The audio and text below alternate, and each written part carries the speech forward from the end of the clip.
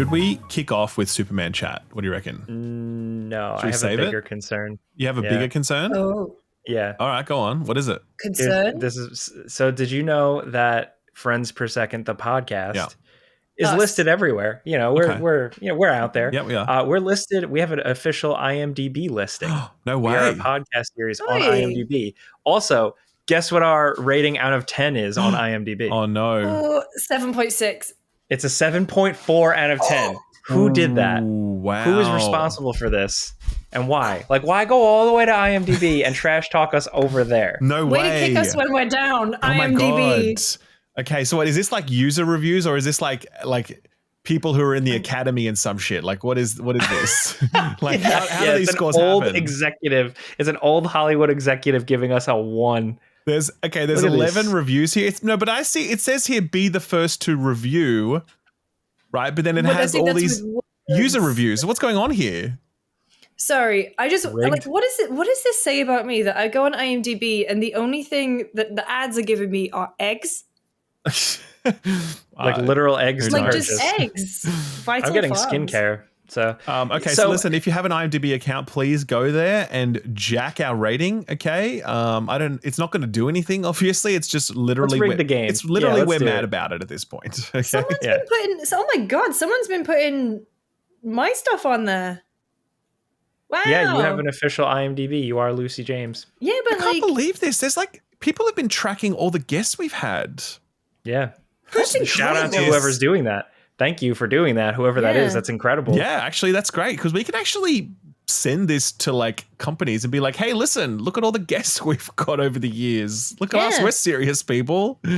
Yeah. So whoever it is out there doing this, thank you very much. But the Thank people you. who are giving us 1-star ratings, fuck you. Okay. Just Please don't. please don't.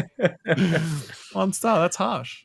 That's been bothering me for like 2 weeks. So wait, first of all, how did you hear about this IMDb? How did you Yeah. discover this?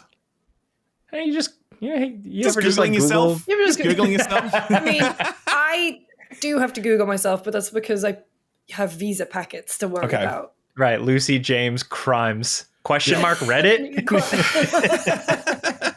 Yeah. No, Exactly. but then there's some stuff that you find out about yourself that you just don't want to see. That's the internet for you. That's how it goes. That is how it goes. So it goes.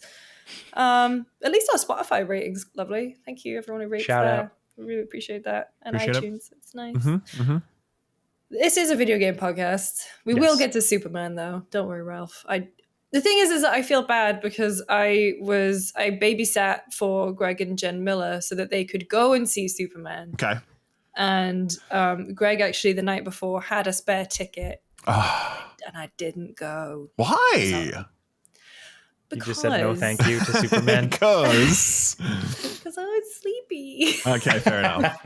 We can see your Perfect level of excuse. enthusiasm for Superman right there in that moment. I was Also- sleepy. I've said it before and I'll say it again. Here we go. Superman has never really done it for I me get it. in I terms get of it. a superhero. Sure. Prefer my superheroes to have a bit more mental illness in it. Yes. So I love Batman. We've had this conversation where I've We said have. I could be Batman. Yep. But we'll talk about Superman in a second. We should We talk will. about some video game stuff first. Yes. Ralph, you've got stuff going on. Yes, this is a big week actually. By the time this video is live, our website will have launched. When I say our, I mean the thisweekinvideogames.com, which has been yes, a long time coming.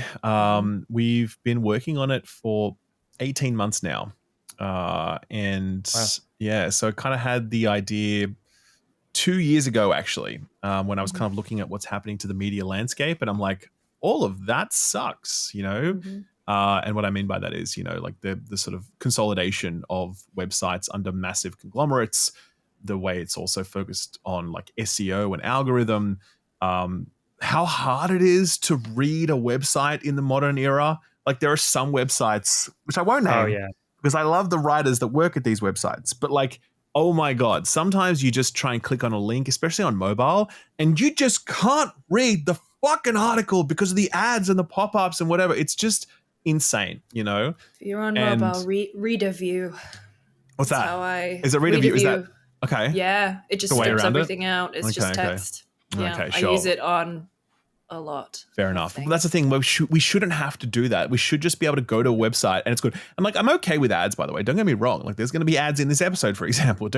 Ads are fine, but there's like a balance, right? And I just feel like modern web has just lost that. And again, nothing to do with the writers involved. Everything to do with the forces at play. And so. Yeah, and I mean, obviously as well, like, a lot of our friends get laid off from these jobs or they're getting really underpaid, and I think a lot of people don't quite understand how the actual video games media landscape really works. Like your average small site that's putting up a review on Metacritic, the person who did that review, they probably weren't paid for that review. They were probably just given the game code. Or if they were paid, they were paid like $50 or some shit. Obviously, major sites do pay for sure. But my point is that like there's a big landscape out there that's very reliant on like volunteer labor, underpaying staff or whatever. Even some of the bigger sites will pay like $5 for a news article or whatever else. Like you can go and look that shit. Yes, absolutely. Because they expect that some of these bigger sites will expect you to churn out like, 20 news articles in a day or whatever. And you just kind of, that's the model.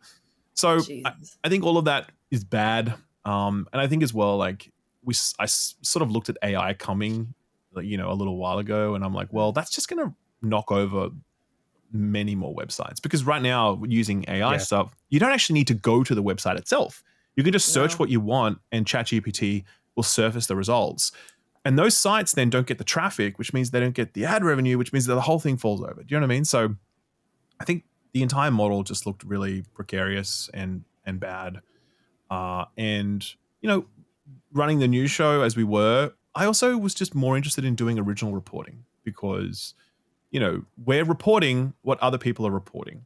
And that's fine to a point. But I think if you're really serious about this, like you have to have some skin in the game. You have to do your own original reporting. And so that's definitely a goal for this website as well.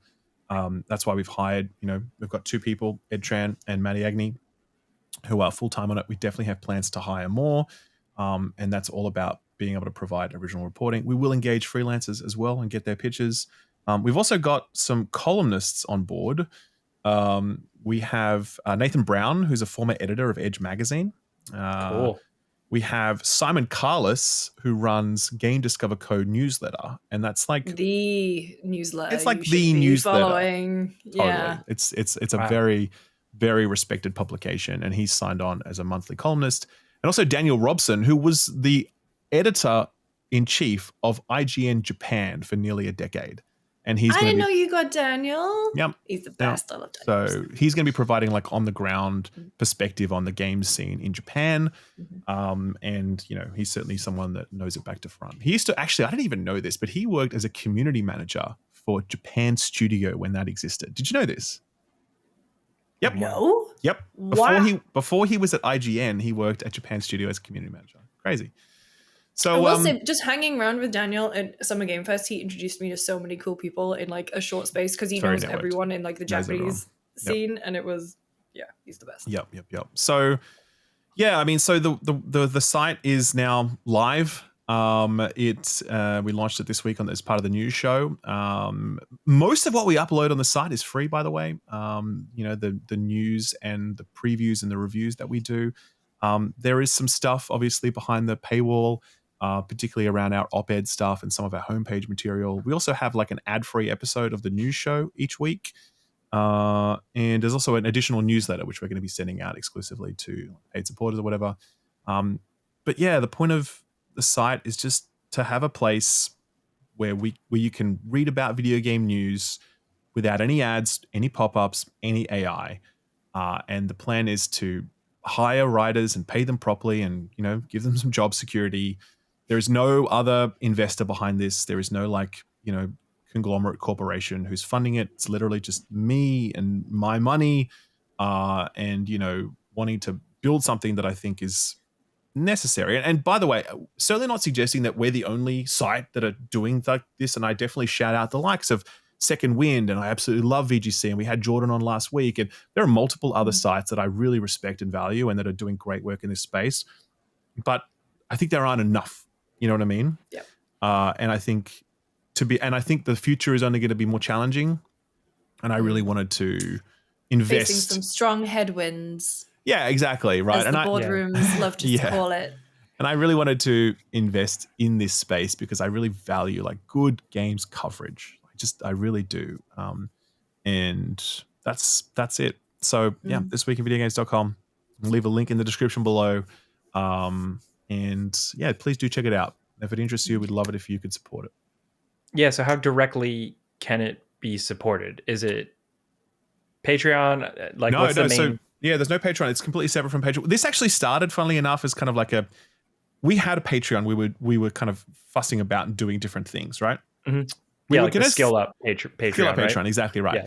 We were going to do a newsletter through Substack, right? And we're like, we can do more original reporting. But as we went through the process, we realized that our ambition was bigger. We just had other things that we wanted to do. And so that's when we just pivoted to a full website. Like we imagined a full website at the beginning. We were like, we can't do that. So let's just stick with a newsletter. But then we're like, you know what? Fuck it. Let's go through. Let's do this properly, So it's all in terms of supporting it. Yeah, you just sign up on the website itself. And yeah, if you're a paid supporter, you will pay through the website. There's no Patreon, there's no Substack, there's no anything else. It's just with us. Cool. All of and crucially, that means that they're not taking that cut. So all the money will go to us where it should, to the people who's writing. Correct. And so that's that. I'm so proud investing. Of you. Yeah, like you're you literally were talking about this. I remember you telling me reporting. about this 2 years ago. Yeah, I think because we were that was 2 years ago. I think it was after Summer Game Fest. Yeah, 2 years ago was a really intense period where there was just like a lot of layoffs and a lot of closures of outlets. Yeah. And it was kind of like media was getting battered. Absolutely. And that's continued since. Yeah.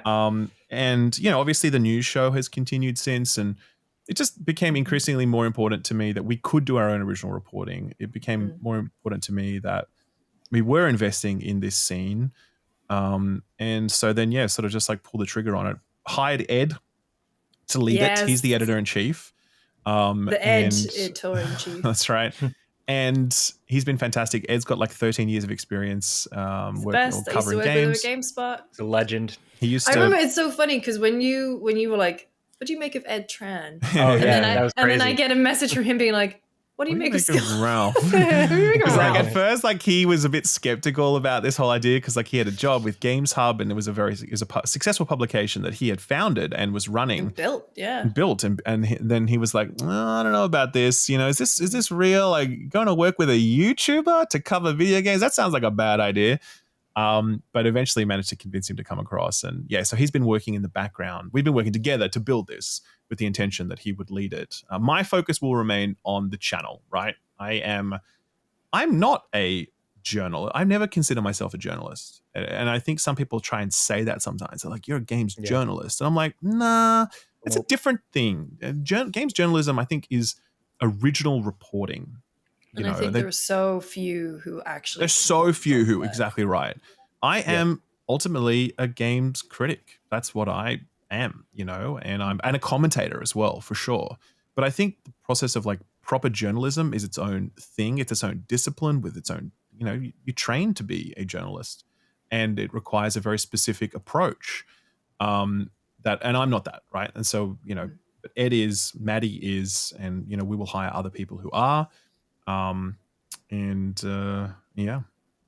it. That's cool, man. Yeah, it's been a long journey. Very excited to finally be here with them. News. Yeah, I mean, I hope so. I hope it goes well. I think the beauty, as I said in the announced video, is that we don't need like 5 million people to sign up to this because we don't have any ads.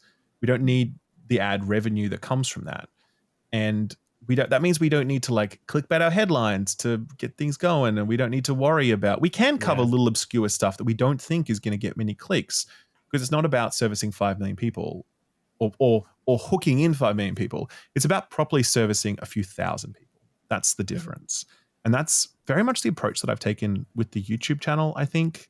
I think it's also the kind of approach that we take here on the podcast. It's kind of like, we're just meeting kind of people having where they are.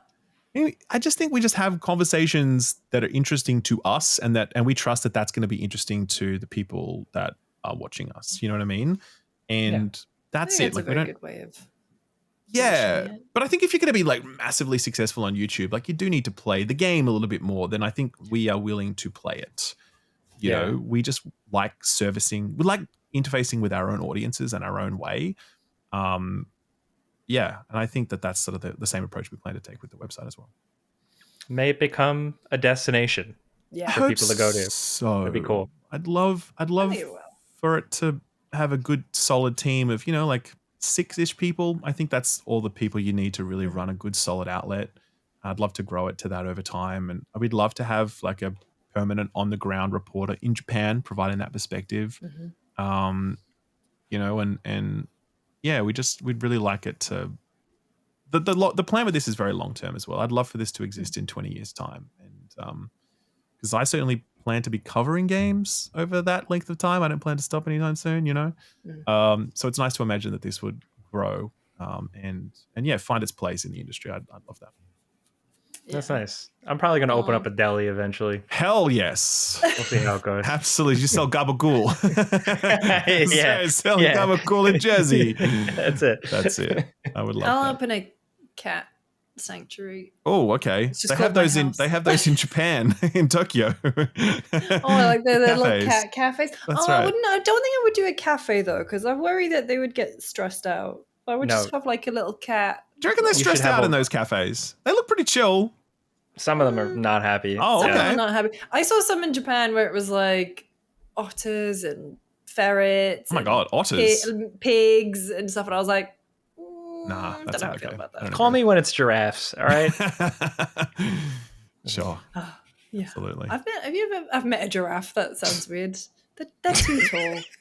No, in Australia we have Taronga Zoo in Sydney, and they have a really nice enclosure with giraffes. But it's kind of like you stand above them, and then yes, that's they what come I up. did. Yeah, they come up to you, and you can feed them or whatever with the thing. It's nice. It's actually you get to like Joel and Ellie them a little bit. You do. That's right. That's cool. The entire world is seen through the prism of video games. Well, speaking of video games, Jelly, my love, give me my microphone back.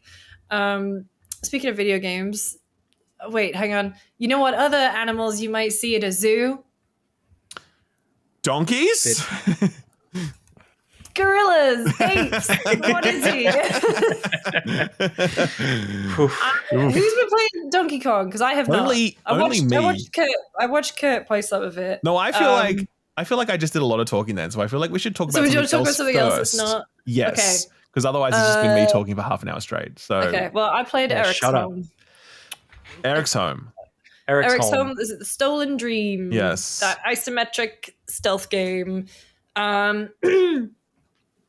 Sadly, not loving it as much as I hoped. I think the first 2 chapters are really strong. It looks beautiful. I fundamentally don't. I think it should be classed more as a puzzle game than a stealth game, because interesting. Every level. So you play originally as a girl named Hannah, and your brother's gone missing. You're escaping from the Rosas, the police, and then you kind of meet up with this other girl named Alva, who's kind of like the leader of the pickpockets. She kind of makes sure everyone in the neighborhood is doing okay, and like kind of petty crime, but that money very much stealing from the rich goes to the poor.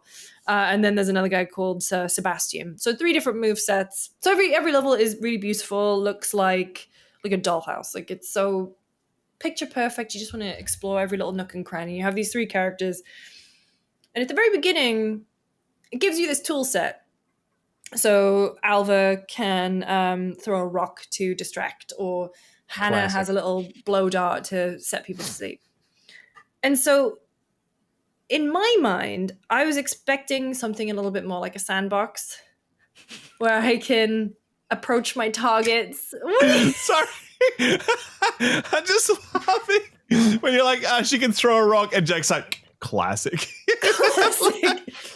God, did you play that Fellowship of the Ring game where anytime you play as a hobbit, the only thing you can bloody do is throw a rock?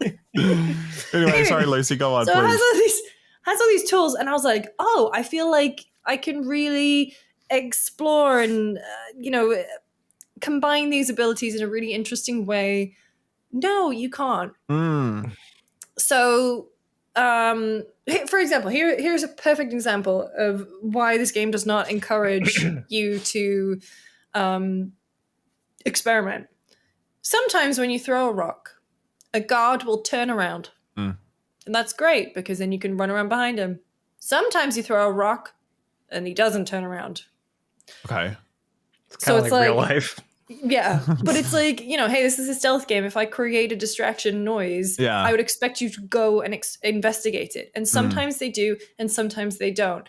They don't because the designers have very specific ways that they want you to get through every encounter.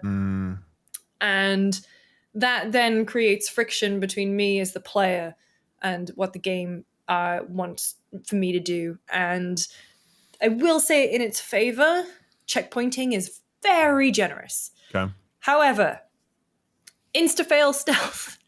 So yes, it's more like, the game is giving me these things and I want to experiment with them and then it won't let me do it.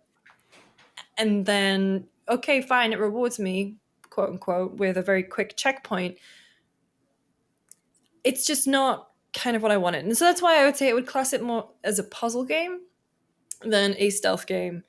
I think performances are really good. Like I said, it's beautiful. I think... Yeah, it's story-based, right? Like, it's got a lot of, like, dialogue and stuff. Yes. Not too much dialogue. And I think what it does really well is for the real big emotional beats, it uses these really beautiful cutscenes, like really great performance capture, really great performances from everyone. Music's good. But it's just, it's this friction that doesn't make for a great kind of playthrough experience. Like, I mean, I was playing it in the office and Kurt was just taking the piss out of me because I was trying to brute force my way through this encounter because this was when I was playing it at the very beginning. I didn't realize how specifically it wanted me to play. And Kurt was just like, you died again. You died.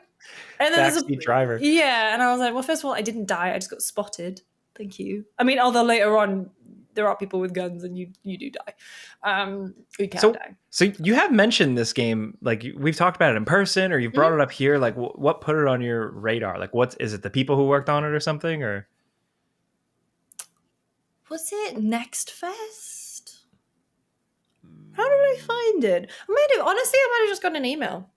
So this is the thing. I can't remember if I had this conversation on the podcast before, but it's like, I get a lot of cold pitch emails, a lot. Definitely. And some are better than others, but I do read everything. And so if you are a PR and you are listening or watching this, I do read everything. I'm very sorry. You just cannot imagine the amount of emails. Oh, replying to them, yeah. And so absolutely. I do try and take the time to reply, to check out everything. But if I miss one, I'm eternally sorry.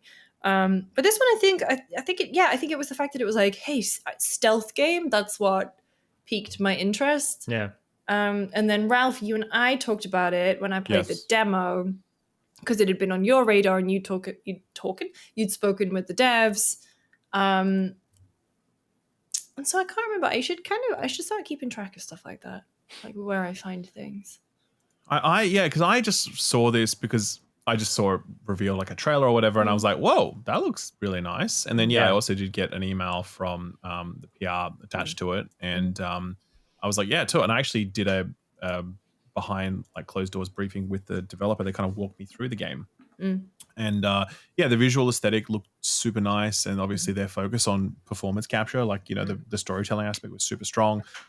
And it looked like that part has definitely come through. I did read a few reviews, in particular like PC Gamer. They really said exactly what you said, which is like there's not really any you're right. This is not a stealth game. This is a puzzle game. Like every solution is hard baked into the game. Like you can't adapt at all, and they'll tweak the way that guards are patrolling or the speed at which they turn around to make sure you get spotted in certain instances, because the point is not you sneaking past successfully. The point in that exact scenario is you will get spotted, so they did say it was quite frustrating to play, but they said as a game to look at and to watch, it's really enjoyable, Yeah. And so I also think the kind of towards the ending, I would say that things kind of, I don't know, the villain and kind of the way the story goes, it wasn't as interesting to me because I think it was, a very personal story,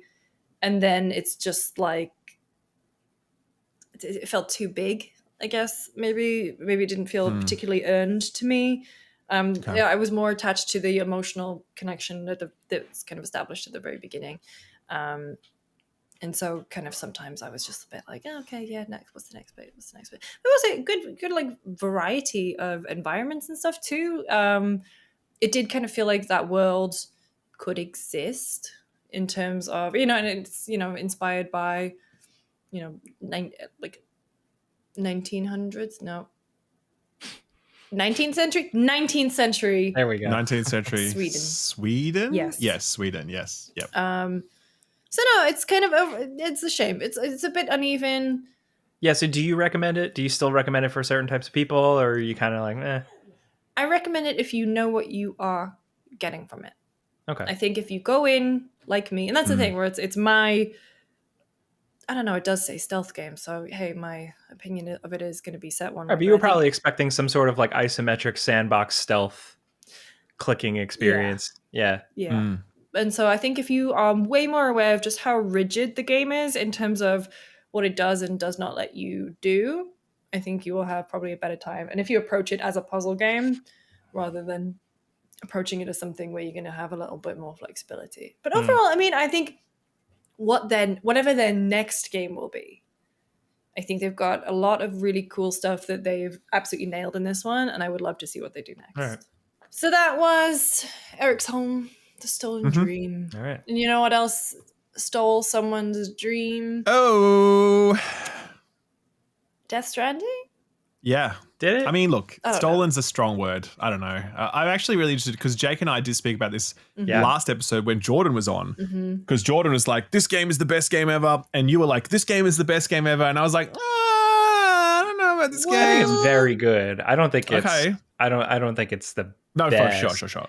I liked it better than Death Stranding 1, but I also didn't love Death Stranding 1, so like it's still nowhere near like my favorite Kojima thing. Sure. But I watched your video. I only just watched it, so it was nice to finally see.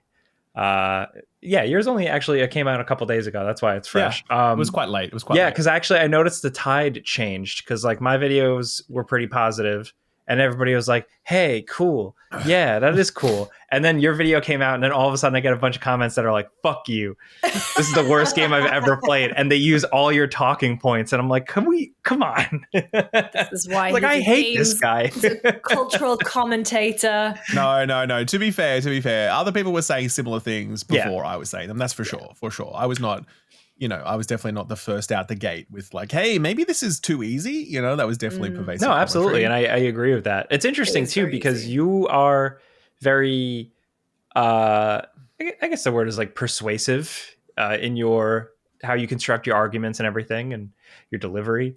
That like I can watch a video like yours and be like, yep. Yeah, absolutely. And then at the end be like, I don't know, I still played it. Yeah. I still liked it. Whatever. No, I mean, I think that's perfect. And I've been really happy with the response to this video in particular because, I think that you put out like a review and you're like, people aren't going to like this. And especially when it's something about like, it's a Kojima game, right? Like, has a lot of stuff attached to it, like which we all understand, right? So I was definitely expecting a much more hostile reception to that video than I got. And I think the feedback that I got from a lot of people were like, hey man, I had a really fucking great time playing this video game. I loved it. It's maybe my game of the year, but I can't argue with a lot of what you've said in this review. Oh, yeah. It's very fair and I appreciate the perspective. And I'm like, that's a really good place to land with a review where like you can really strongly disagree with someone, but they, still respect your perspective. You know what I mean? Mm-hmm. So I was really happy with that. Yeah. It's interesting. I think you made a point about Sam. Yes. And Sam, how you kind of felt like it was like they weren't committing Sam to, is he still more of the silent type or is he going to be more involved? For me, it worked specifically because I think it was also how all the characters were constructed around him, where like some of the characters didn't even have like the most satisfying payoffs to me. I won't spoil which ones. Absolutely agree with that. Yeah. The fact that he would always pop in, I liked, and he just felt like he was a little bit more active, because like I was so hung up on the end of the first game where Amelie is on the beach pacing around you, explaining the entire game to you. Yes. While Sam just sits there. And to me, that didn't feel like silent protagonist. It felt like you didn't have him in the booth. Like you couldn't get him back or something like that. And stuff like that frustrated me. And this game still does have some of that. Sorry, say that again? He was doing season 25 of The Walking Dead. Yeah, no, he was doing Norman's Wild Ride with Norman Reedus. Yeah. Ride with Norman Reedus. Reedus with Normans. Yeah, it's so I like that he had a little bit more. They still kept him the weird grunt silent type. Yeah. But I just generally appreciated that he was around more, and I felt like he had some agency. There are some things in the game where it takes big swings with like how his story is personal to this story, and I get where you're not into that, and to me it's also still like a problem. It's the weight from the first game where they are committed to that, like, Sam doesn't say much, but it was like, for sure, something that happened to me here was like, I really wish he said a little more. I think you should say some stuff about that thing that just happened to you, Sam. But did you catch that? Sorry, just briefly. Did you catch that scene where like where Tomorrow and Rainy were like singing "Raindrops Are Falling on Me," and then like they finish singing, and then Sam's like watching them, and then they kind of look at him, and he's like, "Raindrops keep falling." Yeah. He kind of like stumbles off like a drunk, just singing "Raindrops Are Falling on My Head."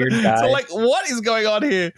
I think that's like an example of like Kojima's awkwardness in trying to render believable personalities. You know what I mean? Like that was, I think, meant to be an example of Sam just like a moment of levity in Sam's otherwise challenging world that just came across really weird and awkward, and like Sam was drunk. Yeah. The best line in the entire game is when they first reveal Doll Man, and he literally mumbles, was that a puppet? The most realistic line reading I've ever heard. I was like, that was literally me saying the same thing. Yeah. No, I think, I do. I look, I hear what you're saying. It does make sense in terms of like if you want that type of character and what have you. I just feel like there was a lot that this story is very centered on Sam. Again, no spoilers here. Don't worry, by the way, anyone. This story is very centered on Sam. He goes through a lot of extremely traumatic events, like multiple traumatic events, multiple traumatic revelations. And he just sort of grunts his way through all of it, And like there's obviously going to be like the one or two examples of like, he cries at one point. Okay, that's fine. In 50 hours, he cries once. You know what I mean? But like the overall thread of that is that there's a character at the center of this story who just can't emote. And I think the story would have been much more powerful if he was able to do that. And also like Higgs, like Troy Baker turns in a great performance. Love it. Absolutely. For sure. But man, there's just nothing going on there, dude. He's just some cackling bad guy. Like that's it. I love it. Because I thought Higgs was like, he looked very cool in Death Stranding 1, but I didn't really have a lot of interest in him at all. Sure. So I like them kind of just okay, that didn't really work, so let's just try this crazy thing. To me, it's like a direct parallel to Raiden when Raiden shows up in Metal Gear Solid 4, and you're like, what the fuck? He's cool now. I look at Higgs like that. His motives were pretty simplistic. Yes. But I liked that he is kind of being paired up as like this foil to Sam. I think it doesn't totally come together quite in the end, but I like that it's probably a compliment more to the pacing of the game compared to the last one, but I like that you didn't know when he was going to show up again, and like he was going to show up and screw something up, because he did. And I like that. I like seeing that. He wasn't like bookended where it's like he shows up in the beginning and he's cool, and then you fight him at the end. So he worked for me. And I kind of, if they did like a Death Stranding trilogy, I would love to see them have like the ultimate like showdown or something on a volcano. It came close to it with this one. How much more ultimate it could get than with the showdown they had here, though, to be honest. So I will say that the showdown I really liked, but there was like one aspect of it. The weapon you use, that they like tripled down on out of nowhere at the end of the game, and it kind of came out of nowhere. Usually I'm along for the ride, where I'm like, all right, Kojima, you're crazy. But this, I was like, a little too much of this. There was a dance sequence. That was the moment that I really was like, I don't know about this. Actually, there was another moment that involved a central character having an unexpected connection with Sam. That was in the finale. Yeah. That I was like, what are we doing here right now? Is this really happening? Like, for real? And I can't spoil it, but like, it was, oh my God, I was literally just checking. Anyway. So yeah, look, I think it's such an interesting game because it really has struck a chord with so many people. You know, people love it. And I think they love it for different reasons that people love the first one, if you know what I mean. Like, I think the first one was very kind of arduous and introspective and like kind of self-serious and whatever. This is so much more playful, so much more over the top, so much more sort of gives the player so much more creative expression, you know? Yeah. And that has really worked for, you know, so many people. And that's why it is a good game. It is. There's no doubt about that. Good. Sorry, Jake, you gonna say? I liked how you framed your argument with how, because I relate to you, where you said you don't like games where it's like, hey, we came up with all these tools, just go nuts. You make your own fun. I often feel the same way. I very much am not the type, like, you know, it's like when you go to a sandwich place and you point to the picture and you're like, I want that one. And they're like, do you want, what sides do you want? And I'm like, I don't know. Bread? You tell me. Yeah. So I get that. I feel that way too. Death Stranding 2 was the one that kind of just clicked with me. And I'm now thinking, because like I agree with all your points too, right? Where it's like they added all this stuff, but like, does the rest of like the scenario design and all that stuff like rise to the challenge of all that creativity? I don't think it does. But what made me just kind of embrace all of it and try all of it is that I think Death Stranding 1, I did find so like tense, challenging, arduous. And I only played through it twice. I didn't play through it like director's cut or anything. So I wasn't getting crazy in that game. I was very like just straightforward. Okay, I don't want to fuck this up. This is very hard. I'm going to avoid combat. Death Stranding 2, for some reason, it just clicked where I was just like, all right, I got a new thing and I'm excited to go like mess with some guys on some base somewhere that looks like ripped down of Inception. Did you notice that one in the snow mountain? That's totally from the snow scene from Inception. That was cool. Anyway. So that's why I think after Death Stranding 1, I was willing to just kind of like, all right, open up, let loose, have fun. And I found myself just continuing to go back to that. Whereas in the first game, I would unlock a tool and I'd be like, oh, I hope this is helpful, or that's not really my play style. In this one, for some reason, I was like, the game's going to give me like all these weird opportunities to like fuck with it. It's not really going to challenge me in any way, but I'm free to do it. And I just want it. Long rambly way of saying this one just clicked for me with the sandbox stuff. Did you play it all loose? Yeah, I played like 20 hours of it, but the problem was I put it down.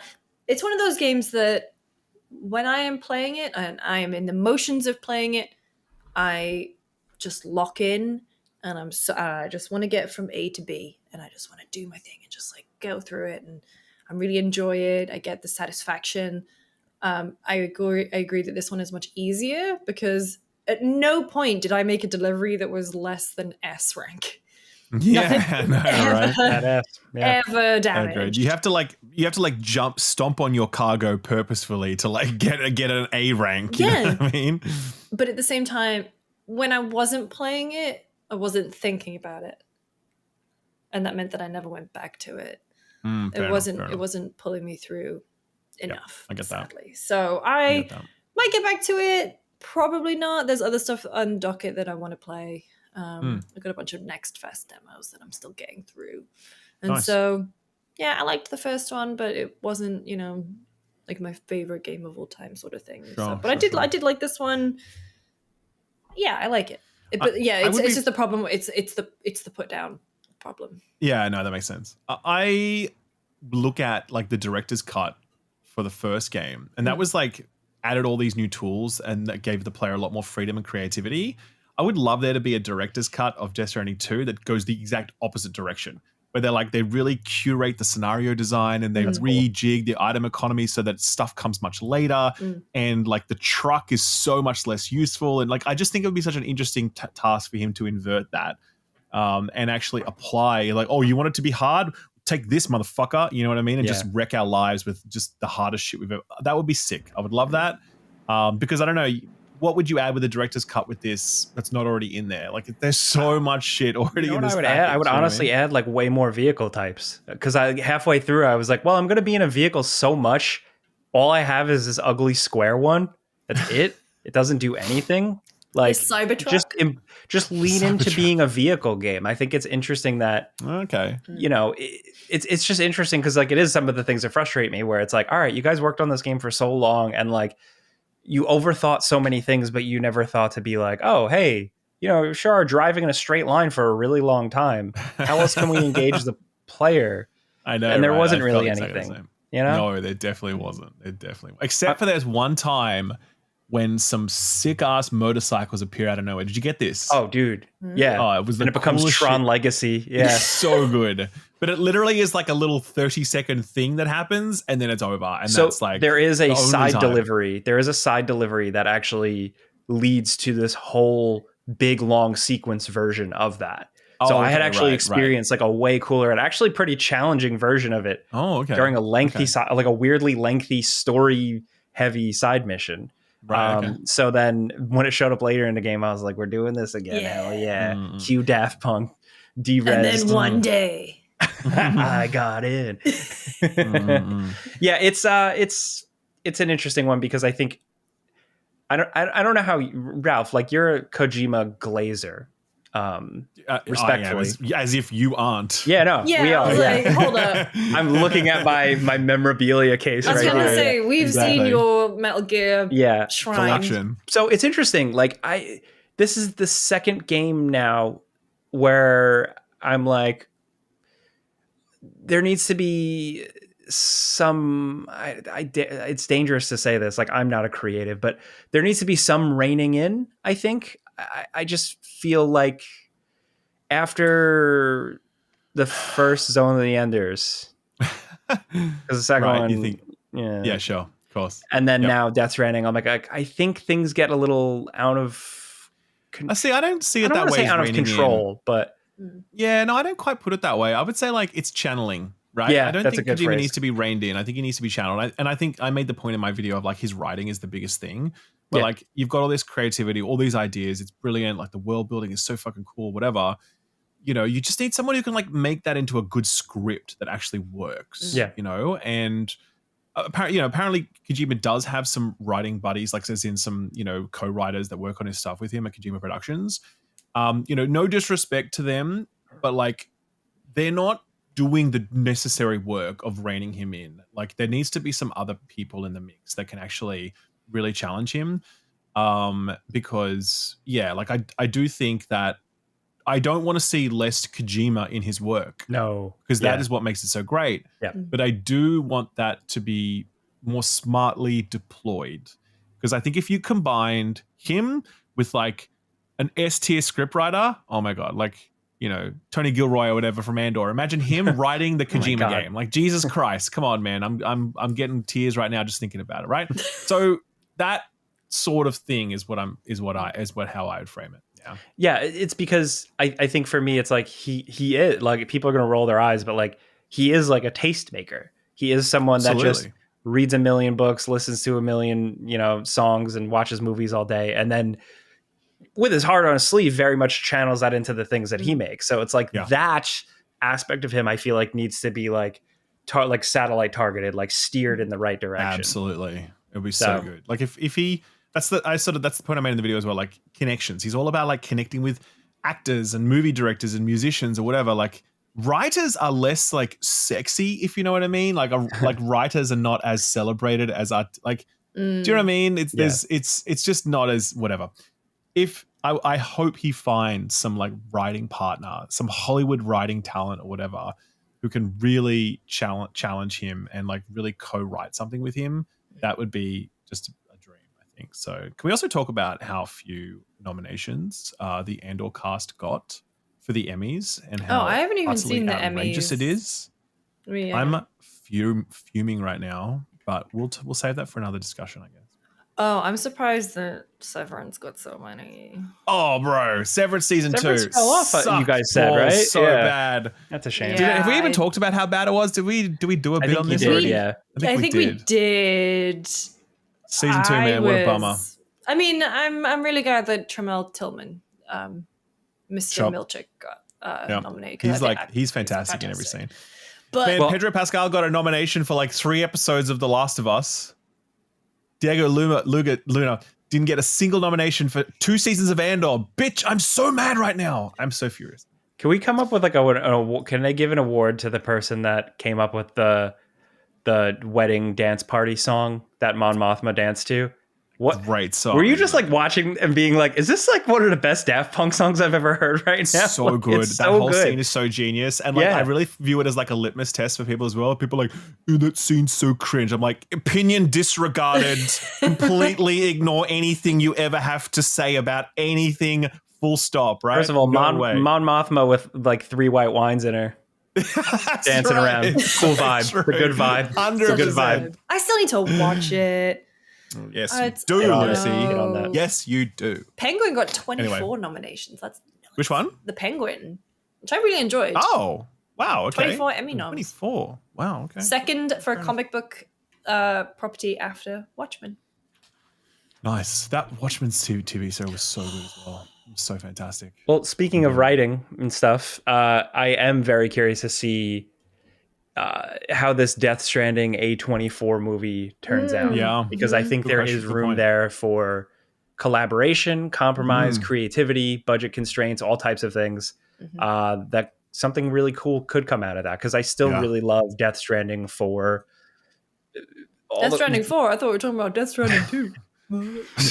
I still love it for freaking like, you know, Timefall and Void Outs and all these cool things. And so I want to see that as a like somebody play in that toy box.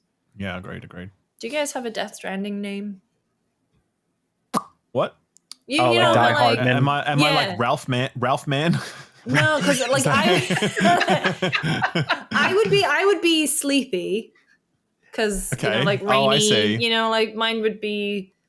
Oh, you mean like am I like the prepper name, like the mechanic, the architect? No, you're talking like you're talking about like more like main character name. So like women typically get a one word. Quiet, fragile, rainy. Like I would feel like I would be Sleepy, obviously. Mr. Shill. I don't know. I think Kojima would dig deeper on that. No. The best tweet I ever saw about the way Kojima names his characters was when Gene Hackman died, and someone's like, "This is what Kojima would name a genetic scientist in one of his games." I'm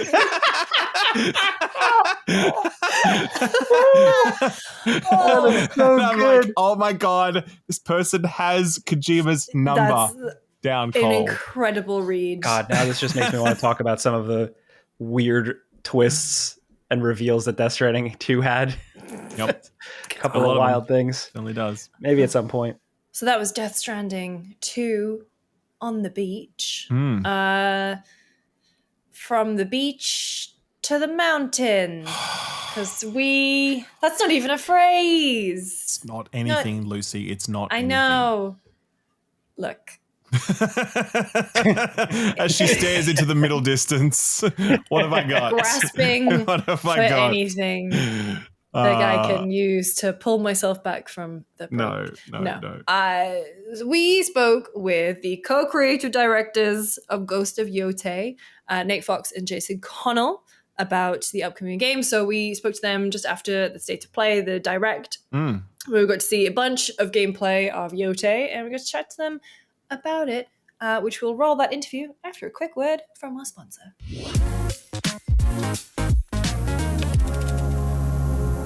So, Lucy, Hi. you have been experiencing our sponsor here, True Classic. I am a black t-shirt enthusiast. I take them very seriously, whether they are branded or unbranded.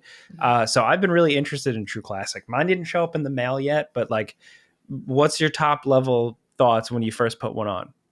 Oh, I mean, I think the words I thought of was, oh, that feels like butter. Like it just goes on. It's so soft. It's so comfortable. Genuinely, so when mine arrived, I just kind of ripped the package open and I immediately put on the shirt, which I'm wearing the t-shirt right now, and the sweatpants. You see, you're a black t-shirt connoisseur, Jake. I'm a sweatpant connoisseur. I'm wearing them a lot. and Okay. they are very, very comfortable. Just like You were actually going off about them in our Discord, unprompted, by the way. So this was not part of the ad read. She literally was like, "Oh my god, these sweatpants are so good." We're like, "All right, if you say so." So I can talk about them on a female body. Obviously, it is a menswear brand. They did. Our sponsor were kind enough to send me some extras, which I immediately gave to two of my male friends and made them do a little fashion show, and they looked amazing. No, like one is about my height, the other one is much taller. They just fit perfectly. They looked really good, like genuinely. One of my friends came out and we all just kind of applauded a little bit just because of how well the shirt fit. Because we're very supportive friends, but also it looked really good and it helped them feel really confident that it was getting that reaction. And so I think, hey, I'm all for it. Very happy with it. I've just been walking around the house just kind of going, hee hee, because it's just so good. It's genuinely so comfortable. I'm so excited for you guys to arrive. It's really good. Me too. Like, and they sent a bunch of different shirts and pants and even like just the jeans as well. That when they were trying it on, it was just like, oh, they got jeans as well. Okay, cool. Yep. They got tons of options. Great. Super soft, fit really well. I'm definitely at that stage of life where I'm focusing on convenience and quality when it comes to these sorts of things. I'm not really trying to be the most fashionable man out these days. I'm just like, I want something that's good and reliable and comfortable. And yeah, I mean, from the sounds of it, and also just see what I've seen on the website, looks like it fits the bill. I like this sort of style of stuff. This works for me. Simple, basic essentials that are like well made and that are really comfortable. That's what I'm about. So I actually do have some coming in the mail as well. They haven't arrived yet either. I'm excited about it. But if you want to grab some for yourself, you can get them at Target, at Costco, or you can head to trueclassic.com/friends. You can check out that link. That is, once again, trueclassic.com/friends. Check out their whole lineup, and hopefully you find something that you like. And big thanks to True Classic for sponsoring the video.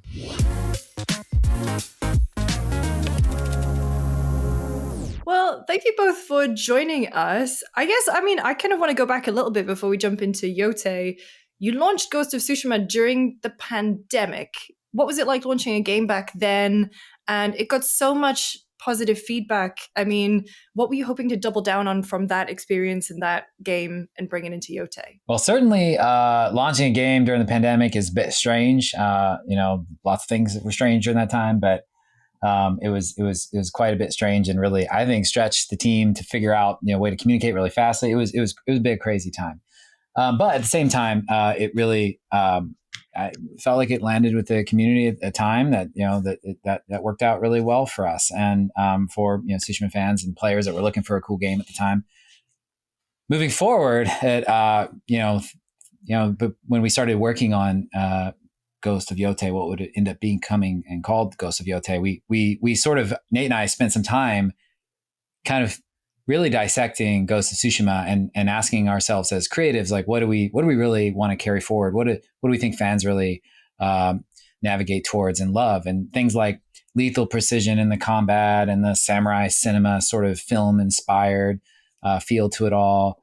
The really celebration of the art style and the sort of depiction of feudal Japan and the way that it was, and surrounding ourselves with cultural advisors, all of these things we knew we had to carry forward. But it gave us a kind of an opportunity to bring some new things to the table as well, really kind of pushing on exploration and freedom, a new tale of vengeance, some cool combat. I'm sure Nate's going to want to talk about at some point today, but it really allowed us to sort of stand on the shoulders of a great game that we're really proud of, but create something a bit fresh and new. And it's exciting for our team to create with Ghost of Yotei.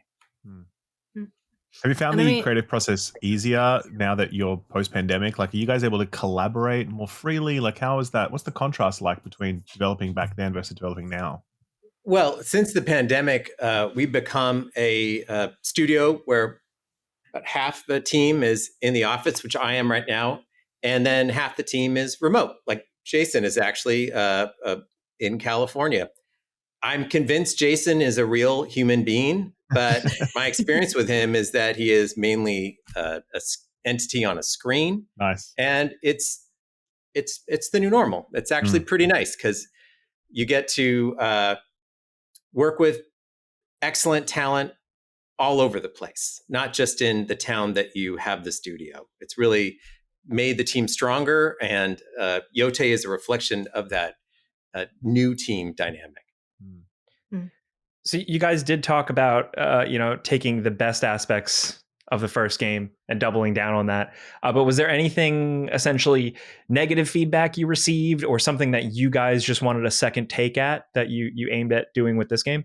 I don't think we, I think for me, it's part of Nate and I's creative process is really kind of circling things that we think are amazing.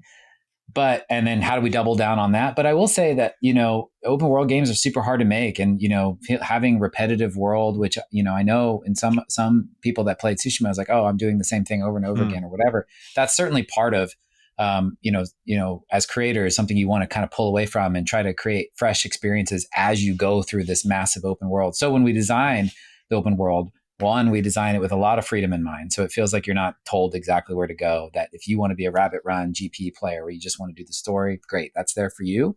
But if you want to just take your time with the world, which we saw a lot of Tsushima players do, like we want to really invest in that and let players really sink their teeth into that and enjoy it and try to create as unique and bespoke enough experiences as possible when they do go explore. And that is a significant endeavor there. Some of it by creating versions of mini games and content, like bamboo chops and things like that, versions of that in this game that are different and exciting in different ways. And then some of it's just wholesale new stuff like Sumier painting mini games and a coin flicking gambling mini game, and just a whole host of new things that we created to try to keep the experience fresh. But it's absolutely a goal, especially when we wanted to create a game where we really celebrate freedom. If you go to something on the horizon, we want it to be a rewarding experience. That's a super important part of our design goals for this game. And I feel like that's absolutely targeting both what we think was awesome about the last game and doubling on it, but also hopefully alleviating some people's maybe sort of criticisms in that regard. Do you find that players kind of gravitate to like one of two camps in that regard? One where they are the Breath of the Wild, Elden Ring, they'll just go and wander, and then there are the golden path followers. And how difficult is it to design with both of that in mind? And also kind of, if you are one of those people who like to explore, how do you kind of push them towards the main story and like keep that thread going for them so they're interested in following it? We make the game to work for players who want a hard charge at the story and for players who want to stop and smell every rose along the way. So is that doubling your workload? Essentially, you're making kind of two versions of the same thing. Oh, not at all. Not at all. We're making an open world game where it's very clear where you need to go if you want to advance the main story of Atsu's vengeance quest. But we hope that players take the time to see something out of the corner of their eye that sparks some curiosity and they go check it out. This is a game that we made to take that moment where the player just decides, hey, I'm going to go see what that is. And we reward it. And hopefully that takes them to another thing that they maybe thought, oh, I'll just check it out. That's immersion. That's getting lost in the moment. That's exploring this gorgeous landscape, brought into vivid reality by Sucker Punch art team, who I think does a fantastic job at making these landscapes that are so lush. We don't really ask players to, hey, you should get back on the main path of the narrative. If they are not interested in doing that, it is not required that they do it on some timetable. Do it when they feel like it. Freedom is something that open world games give players, and we want to make sure that we honor that to the best of our ability. So obviously there have been quite a few big sort of open world samurai games releasing in the last couple of years. Wondering how much time you might have spent with those games, what you've seen of them that you've really liked, that you might want to incorporate into this, maybe some things that you saw that you're like, well, actually, that's not really what we're trying to deliver here with Yotei. Because obviously it's a very popular genre, like samurai wanders around a big open area is like a pretty cool concept. So how have you guys responded to the other games that have released in the last few years? Yeah, for us, I feel like because we've been consuming samurai adjacent things for like a decade of our lives, especially Nate and I, from the conception of even Ghost of Tsushima. There's movies and, old school games and, new games. And over that decade, you've seen so many things, films and TV shows and games, obviously. And there's been, obviously some, in the last couple of years and last year. And I feel like I think you have two, as creators, I think you have like kind of two paths you take. And you're just there's two types of people here.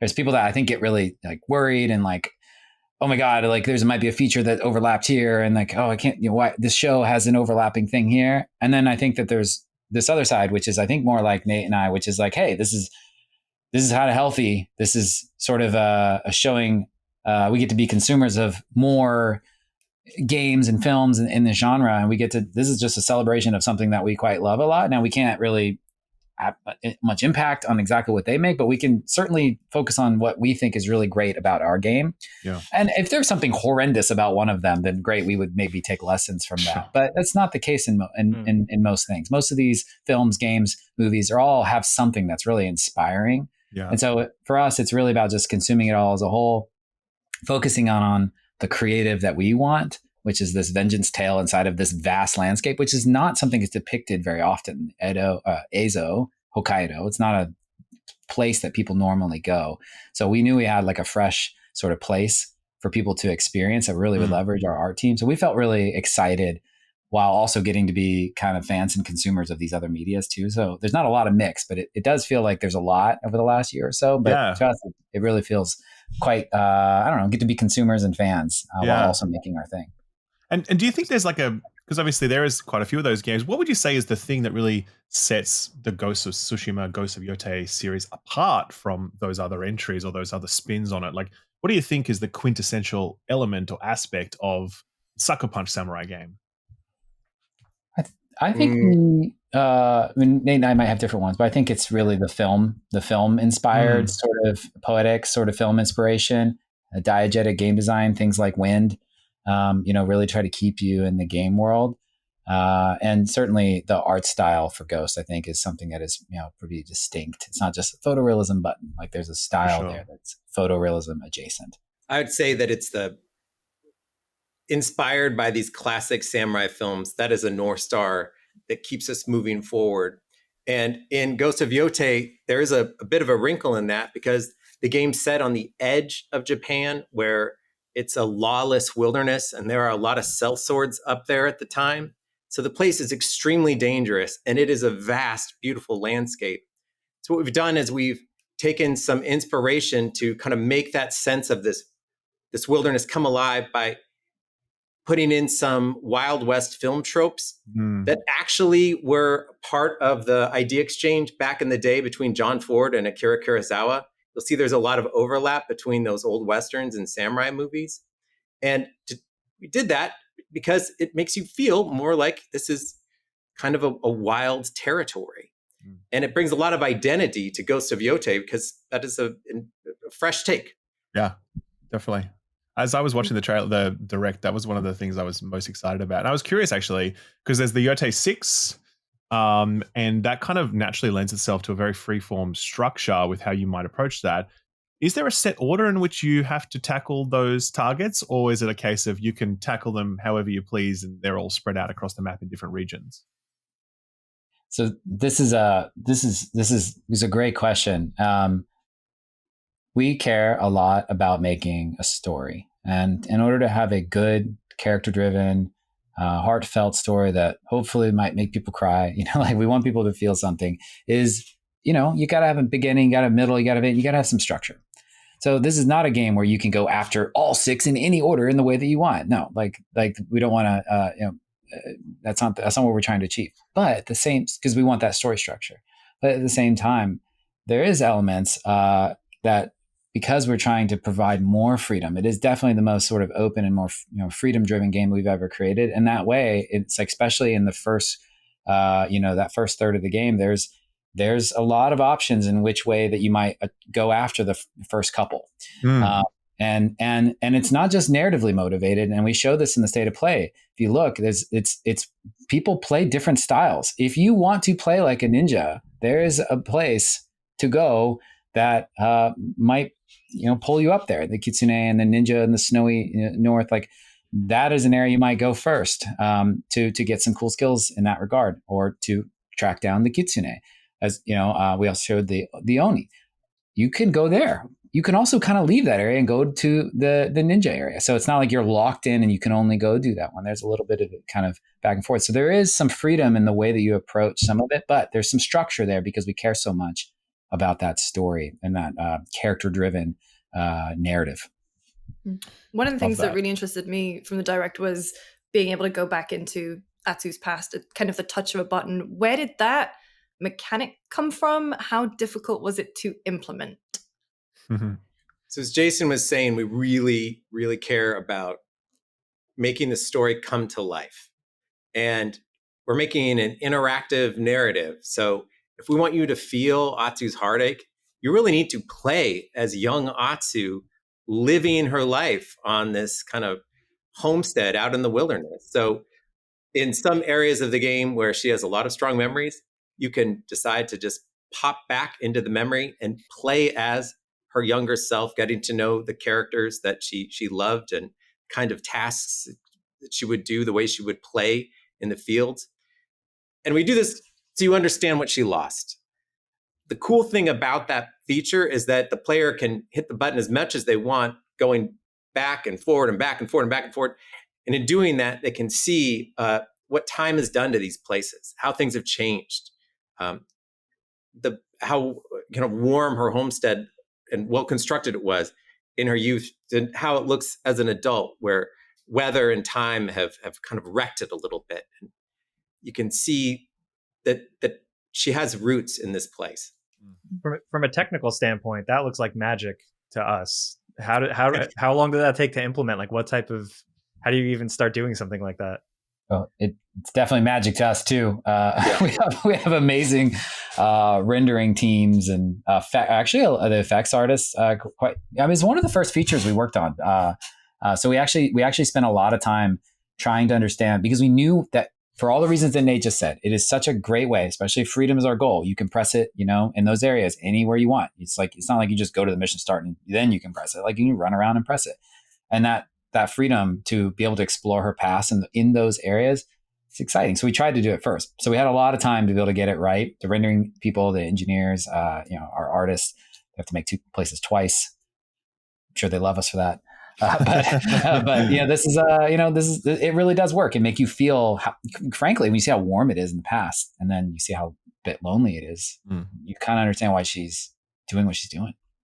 It's interesting you said that this feature was like one of the earlier ideas. I would love to just talk about Atsu and hear a little bit more about like what it's like to start fresh with a new character and build from the ground up, and like what that thought process is early on. Like even the decision to move on from Jin. I know it seemed like maybe it was a natural endpoint, but like what were those conversations all like? At Sucker Punch, we are really big really big fans of origin stories. We knew that we wanted to hold tight to some of those great standards of what made Ghost of Tsushima so strong. And Jason had described like the cinematic influences, lethal precision in combat.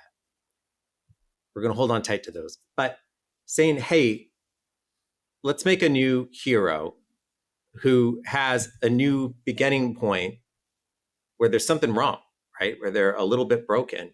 And then the player gets to grow with them and change their future through, exploring this game. It's powerful. It gets us excited as game makers to do that. And I think it is exciting as a game player to do that as well, because it's something very fresh.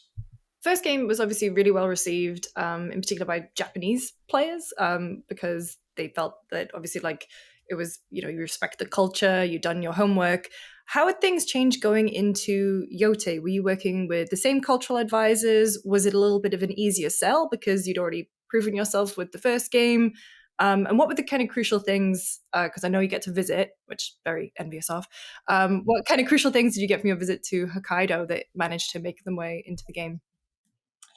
Well, we definitely, I think I mentioned this at one point, but like we had like massive training wheels on by making Tsushima, right? Like we get to learn the power of advisors. Like it's like usually you make a video game, it's like animators and engineers and artists, and like for us, we're like and advisors, and advisors come in all types of capacities, right? You got script advisors and mannerism coaches for when Nate's on set directing actors. Combat, you name it. There's just kind of all environment, art, religion. There's so many aspects that you have to take in. And we definitely are in a better position now than we were, say, a decade ago, right? So we're definitely standing on the shoulders of expertise there. We have a number of the same advisors, and we have some new advisors too, right? We didn't have Ainu represented, the indigenous people of Hokkaido. We didn't have them really represented in Tsushima because they weren't really part of that. But here, we don't know anything about that. So we had to reach out and make new connections. And frankly, it's sort of transformed how we make games by including them in it. And I would say going to Hokkaido, I mean, probably the biggest influence is Yotei itself. It's in the name, and the story unravels at the foot of Mount Yotei. And Nate and I stayed in a place that, kind of overlooked and, was like staring at Mount Yotei from sunset to sunrise. It's just, so it left an obvious impression on us. And that even itself made the game. I would say also like epic castles, like Matsumai Castle is this real castle. It's surrounded by cherry blossoms. And we made kind of a representative in a generally right location inside of the game. So there's lots of small, little, medium details, but Yotei's got to be the biggest one. I would love to know a little bit more about like the cultural historical advisor process. Because I mean, to the average gamer, they might hear those types of people working on games and just think, they make sure you don't mess something up. But I'd love to know more about how they're additive to the experience, like cool examples. Go ahead, Nate. You might have some. Go ahead. Of course, we're making a fictional game, right? And we're inspired by history, by moments in time, but it is fiction. But be that as it may, we want to provide a sense of authenticity to the place, and we want to be very respectful of the culture. I think the best example for me of trying to get out there and learn that changed the way that I think we chose to bring the game to life. We were in Hokkaido, and we were meeting with some members of the Ainu community, and they took us up to a local mountain to go foraging for vegetables to then make into a lunch. And it was just powerful business, just looking around for the right leaves that you could pluck from the earth to then turn into food. We were having conversation and talking about how that stream had one day been higher and it had changed its course while foraging. And you felt like you were just participating and looking at the world around you. And so we put, some light foraging into the game just because that moment felt so true to being there. We hadn't expected that to be a part of the game, but it was our authentic experience and was something that this Ainu community did. So put it in. That kind of spontaneous thing that occurs because we are students of this culture. Jason and I grew up in America. We don't have that backdrop, but we're always listening and learning and trying to put things into the game that make that feeling of authenticity become more vibrant for gamers all over the world to get transported to this place and time. And I mean, you've also renewed your partnership with the Kurosawa estate. We've got Takashi Miike, we've got Watanabe. Whose idea was to get those involved? And are there any more like kind of dream directors, influences you'd like to get in Tsushima or Yotei going forward? One of the best perks of the creative director role that him and I get to have is we get to say, hey, wouldn't it be cool if? And sometimes it actually comes true. And so, there were certainly some conversations like, hey, wouldn't it be pretty rad if we got Takashi Miike, who 13 Assassins is the Genesis sort of reference point from even Ghost of Tsushima combat, certainly into Yotei's combat. So it's like a decade reference point. That's awesome. And be able to, meet with him and talk with him. And we had awesome discussion about, and had a mode where he's like celebrate a more intimate combat experience where you get to see more of that mud and more of that blood. I love the ending of 13 Assassins with the guy gets mud on his face and there's a fly. So cool. It just really, really gets up and close and personal. We want to celebrate that with a mode. Very lucky that he was excited about doing it. Even named a sword kit in the game. I'll let people try to figure out which one it is. And then Watanabe, same thing, right? Like, hey, it's not necessarily like a samurai kind of cinema, historical sort of film or anything like that, but it is a takeoff point for the genre as a whole. Like it transformed a little bit into a new avenue with lo-fi music over this cool Samurai Champloo anime. Rad. Like, why not try to celebrate that? We love that. And there's a lot of overlap with sort of our fans with some people who love anime. Great. We feel really lucky we get to ask that question. And to our surprise, sometimes people answer. We're very lucky. We're very, very honored to have them. Hard pivot now to a technical question. So what kind of performance levels are you targeting? So is this like a 30 FPS thing? Is it 60 FPS performance mode? Is there going to be PS5 Pro enhancements? What are you thinking on those fronts? So we'll have, there's like a whole bunch of specifics, and Nate and I are probably not the best person to answer that, but I will say we're going to sort of talk about some of those specifics of what we're targeting here pretty soon. But I will say there's a whole host of things that we have done that I do know about that we've improved on the game. I'll just say a couple, like certainly like improving, basic stuff like, hair and skin shading. But because the sight lines are so large, they are much further than Tsushima because we're trying to create this epically large place. We had to do a bunch of terrain work for high fidelity terrain and for far away assets. Did a whole bunch of work on tessellation on site in the terrain to create a higher triangle count, which is like a higher fidelity when you're up close, which lets us get things like terrain deformation, snow and mud. Sure.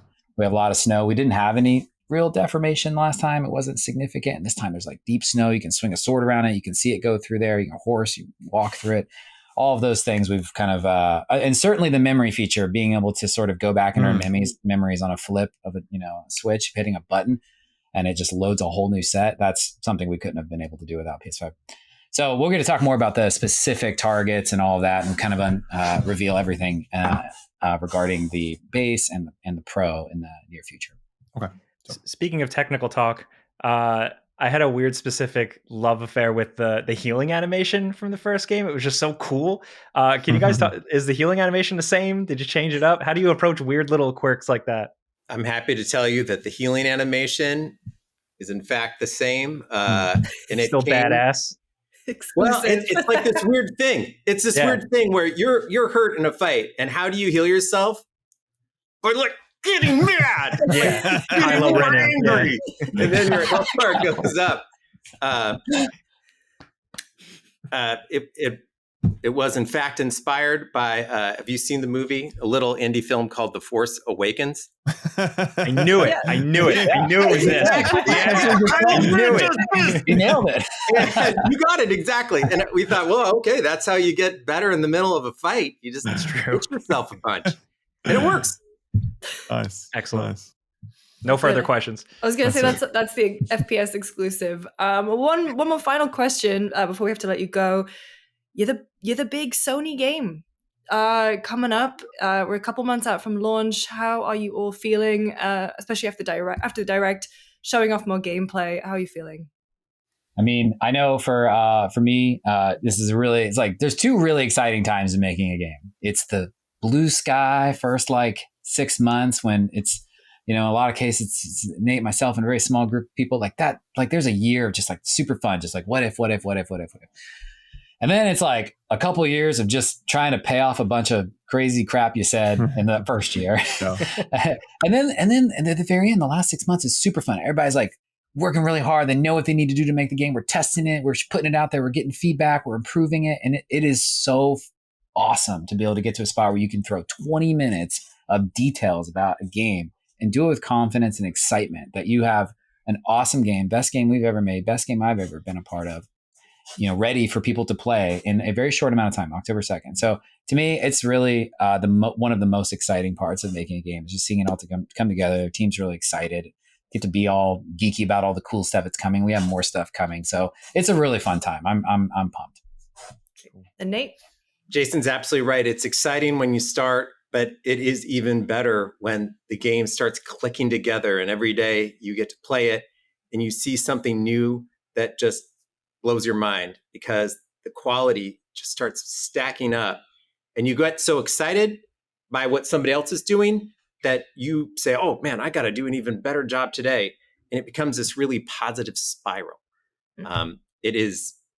It feels great. And on the other end is a game that will hopefully make as many players as possible happy, right? As they explore Ezo and Atsu's story. Amazing. Well, thank you both for joining us. Thank you. Thank you. Awesome. Good luck in the lead up to launch. Very excited to play it.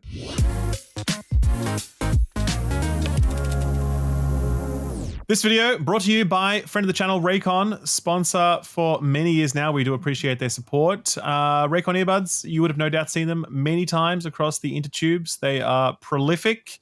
and for good reason. They make a really good product at a really good price. They are significantly cheaper than other, competing earbuds without sacrificing the quality. Use them for years now, have bought them as gifts for other people.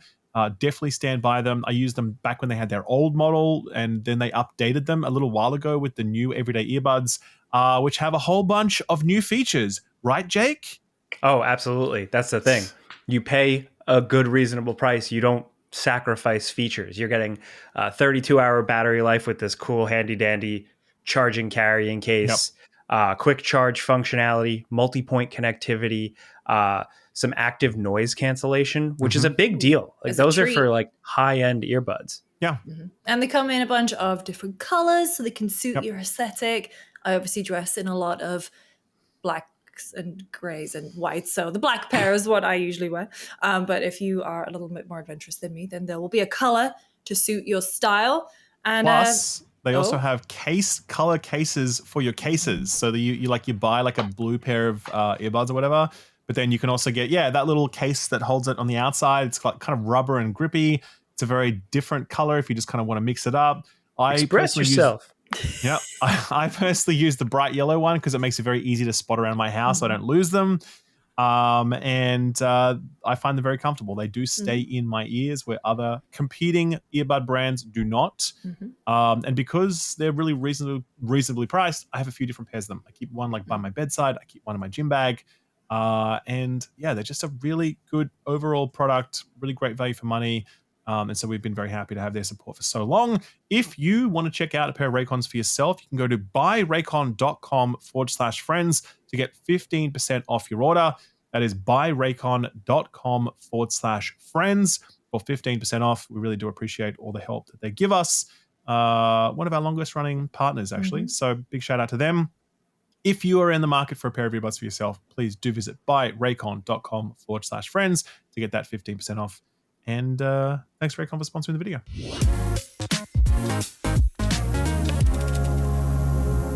And we're back. Again, trying nice. Do you know something. that actually in Donkey Kong Bonanza, not every time, but often after you have like these little hideaway rest stop things where you can have a quick nap to refill your health. And then when you get back in the action, Pauline says, "And we're back." And I'm like, no, stop saying that. I can't get it out of my head. Please, awesome. no. Oh my god. Let's just jump right into it. We're going to use a question sent to our email address, contact@friendspersecond.com. This one is from Jake Paul's dad. He must be very proud of what his boys have accomplished. Yeah, just Jake Paul. Screw you, Logan, I guess. That's right. Well, love the podcast greatly. And I was just curious, with the recent anniversary of Batman Arkham Knight, how do you guys look back on the series as a whole? And what's your favorite Arkham game, or even just favorite superhero game of all time? Thanks for doing what you all do. Buy Surge Energy Drink, whatever the hell it's called. That's the Pauls, right? No, that's... It's Prime, isn't it? Is it Prime? Prime. Are they Prime? No, they're Prime. I don't know. Yeah, they're all the same. I'm in my 30s. I don't. Wait till I have my deli. Forget about it. Oh yeah. What's your deli going to be called? Just Jake's. Jake's? That sounds kind of... I don't like that. Baldino's actually... You would buy something from a place called Baldino's for sure. Yeah. 100%. That's what you call a deli. Yeah. I was trying to think of like a Kojima name, like Sub Sandwich Man. Pork Ham Man. Anyway, Batman, favorite Batman / superhero. What do you guys think? Yeah. Jake, this is your area of expertise. City, right? It's definitely City. Yeah. City's my favorite. Okay. I really have a lot of fondness for just like the punch in the face that Arkham Asylum was. I was like following game news at the time, and like there was some excitement about it, but not like... Then reviews dropped, and it was like, whoa, holy shit, what is going on here? And so like the excitement around that, like, like just getting into it, like, what is it? And just getting this perfect new representation of Batman in Arkham Asylum was so cool. But City, I think, is where they really like Assassin's Creed 2'd it, where they just doubled down on all the best stuff and just made it awesome. God, City is just... I replayed them 2-3 years ago, actually. They feel like products of their time a little bit.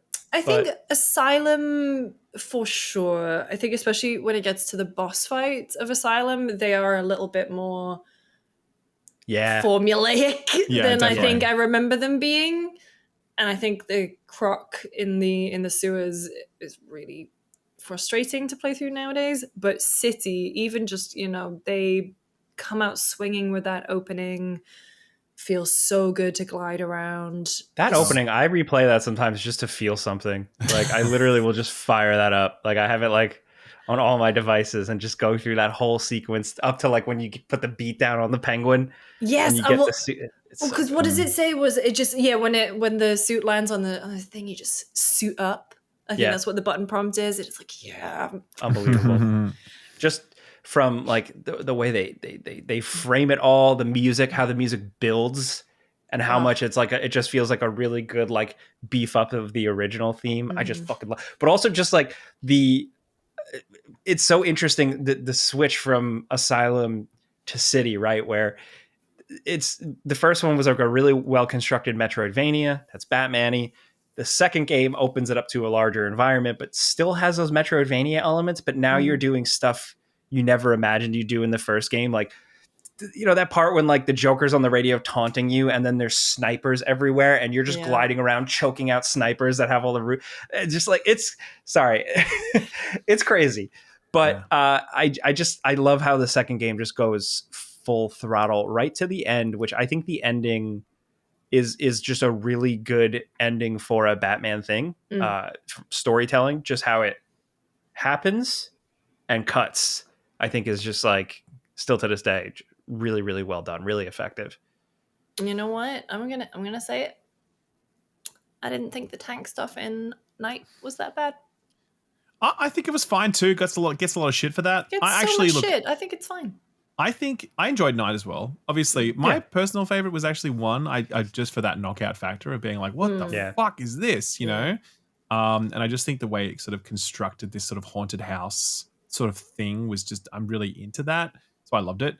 But yeah, I think one thing I'd say about Night is that like, to this day, there are still very few games that look better than that game. Yeah. To this day, there is like, if you just go back and watch it, you're like, how on earth did you actually do this for real? Like actually, like how? Well, even the comparisons when Suicide Squad came out, they were putting it up against Night. I made those comparisons. Because look at how incredibly well. It's crazy. Like the art direction is phenomenal. The city looks. Ralph, were you making the comparisons of like Harley Quinn's ass in Arkham City and then Harley Quinn's ass in Suicide Squad? Were you doing that in the thumbnail with the red arrow? You know, they shrunk her ass, made her look soft. You know? So no, I mean, I just think it's so. I love them all. I definitely still enjoyed Night, even though people really don't have much affection for it. But I think as well, just visually, it's so incredible that what they did with that. Technically, just a benchmark kind of experience.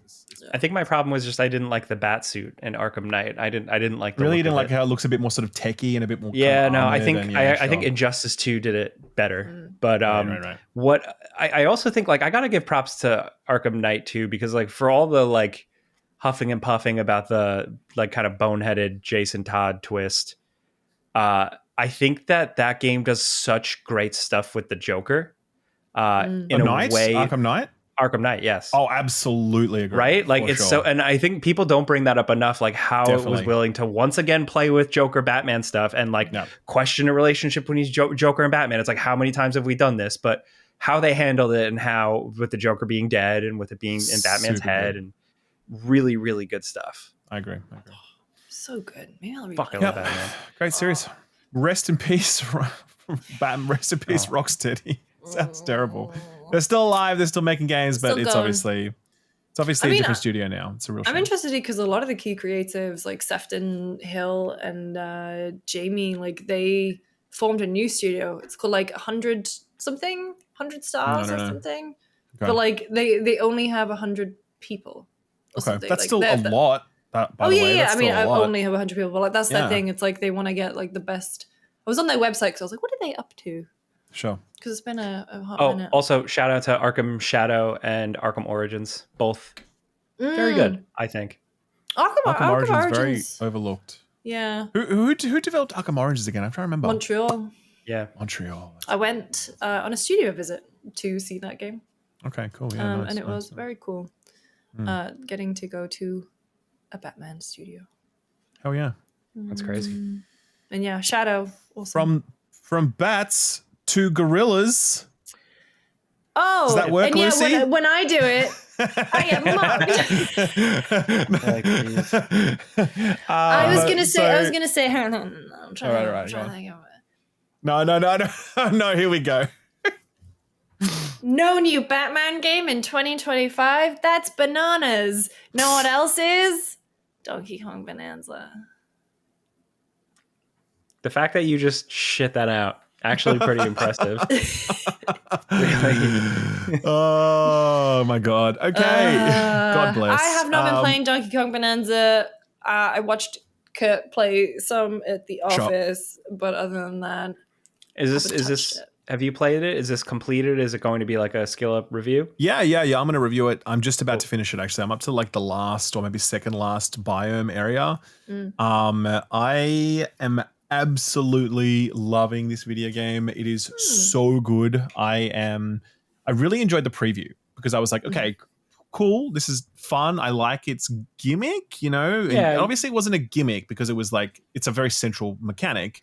But, I was also like, is this going to be a bit too crazy? Because you spend so much time just punching and destroying and everything is, I'm like, and can you really develop interesting platform style challenges if I can just drill a hole through the middle of the level? Like, how do you do that, right? And so I did have those concerns. I was like, okay, I'm having fun with this now, but can I have fun with this for 20 hours?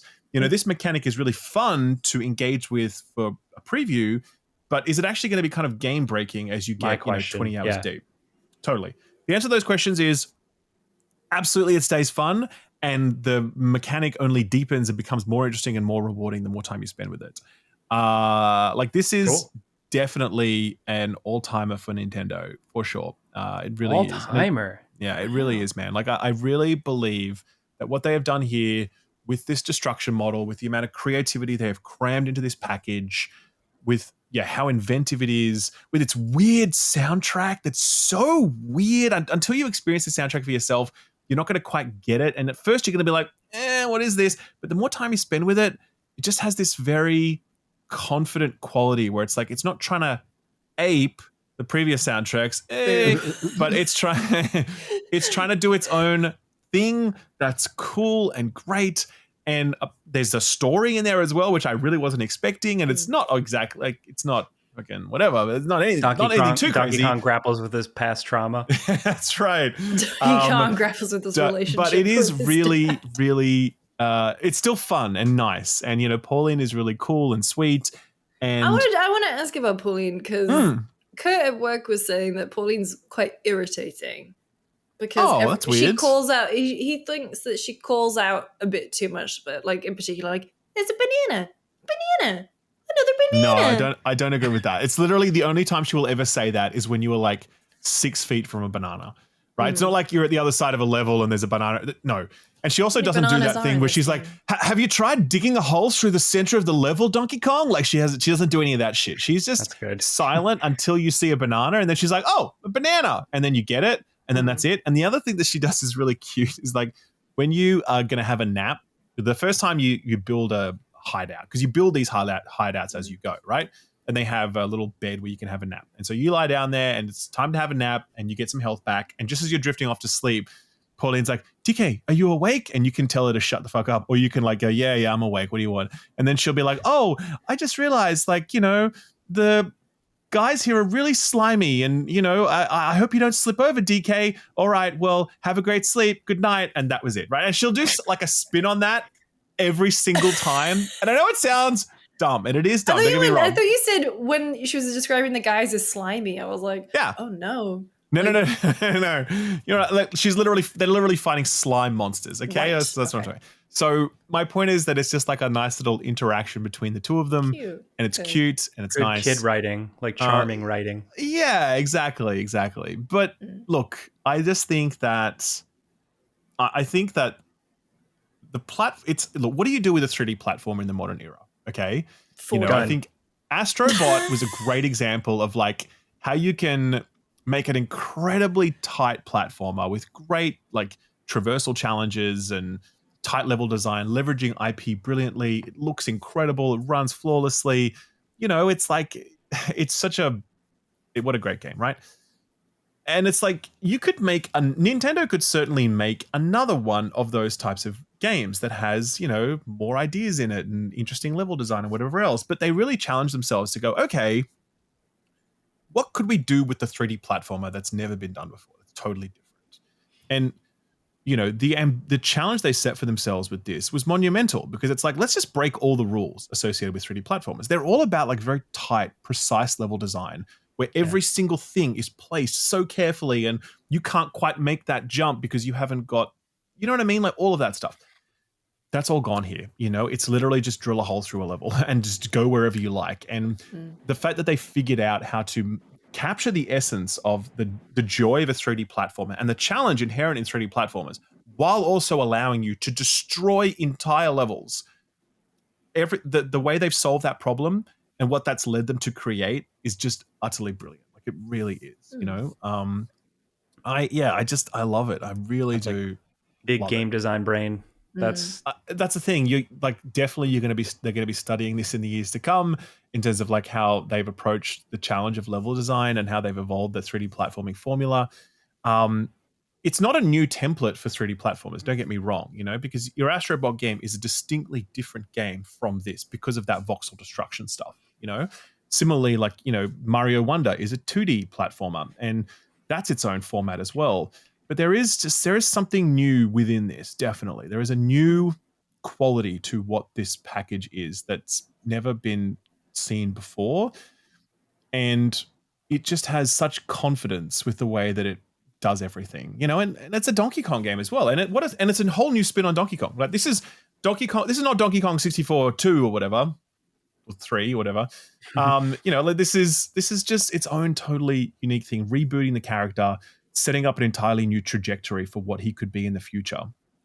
And it's cool to imagine that they could do another 2, 3, or 4 of these style of games and take it further and further each time. I would love that, while also keeping Mario on that more traditional 3D platformer path with everything that entails. That's a really interesting idea. So yeah, how is it difficulty-wise? Okay, so it's very easy. The bosses, I would say the overall difficulty is well calibrated for like, younger audiences, for adults just looking to have a nice, relaxing, fun platforming experience. Even the more difficult challenges aren't particularly difficult. I have heard that at the end game, there are some trickier challenges, but I'm not there yet, so I couldn't say. I would say one thing that's very disappointing actually is the bosses. Bosses in this game suck. It's a real bummer. And given how interesting the rest of the game is, some of the bosses, you literally just like walk up to them and punch them a few times and then they die. I mean, like if a gorilla punched me, I would definitely, how many gorillas would it versus 100 men, but like, no, that part of it is a bummer. The boss design is a real letdown, unfortunately. Especially in the context of just how innovative the rest of the package is, for sure. Is it? Having said that, look, those encounters last for 90 seconds and then it's over. And then you're back to like 20 hours of platforming brilliance of, level destruction and music and creativity and fun. So how's it run? Okay. So, I'm glad I asked. Look, how do you put this? I always view Switch games in the context of their hardware. Okay. If I was running this on a $5,000 PC, I'd be like, this is unacceptable. What the fuck are Nintendo doing? This should have been delayed. This is not good, right? Because there are significant frame drops that occur, more so when you're in docked mode. And when you're accessing certain features, particularly the map or stuff like photo mode or whatever else, like the frame rate can really tank. Also in certain, like, when there's a lot of destruction going on and things are going crazy, frame rate can tank. Now, none of this actually impacts your ability to play the game and have fun. None of it detracts from any of that, for sure. But at the same time, it's also like, it'd be nice if this didn't exist.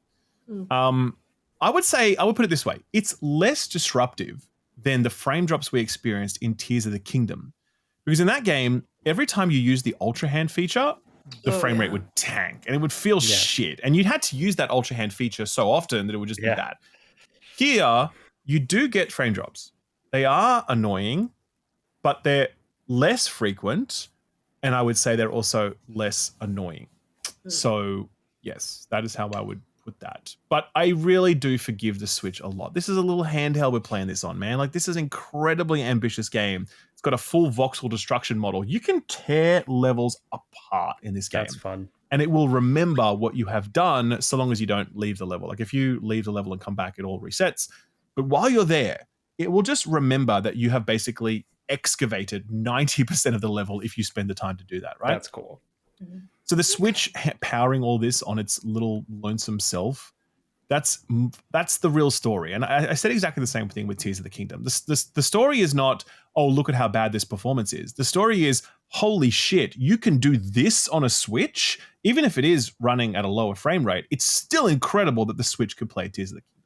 You know what I mean? I think it's the same sort of story here. What's the Switch 2 doing? It's best. What? What's the Switch 2 doing? It's best.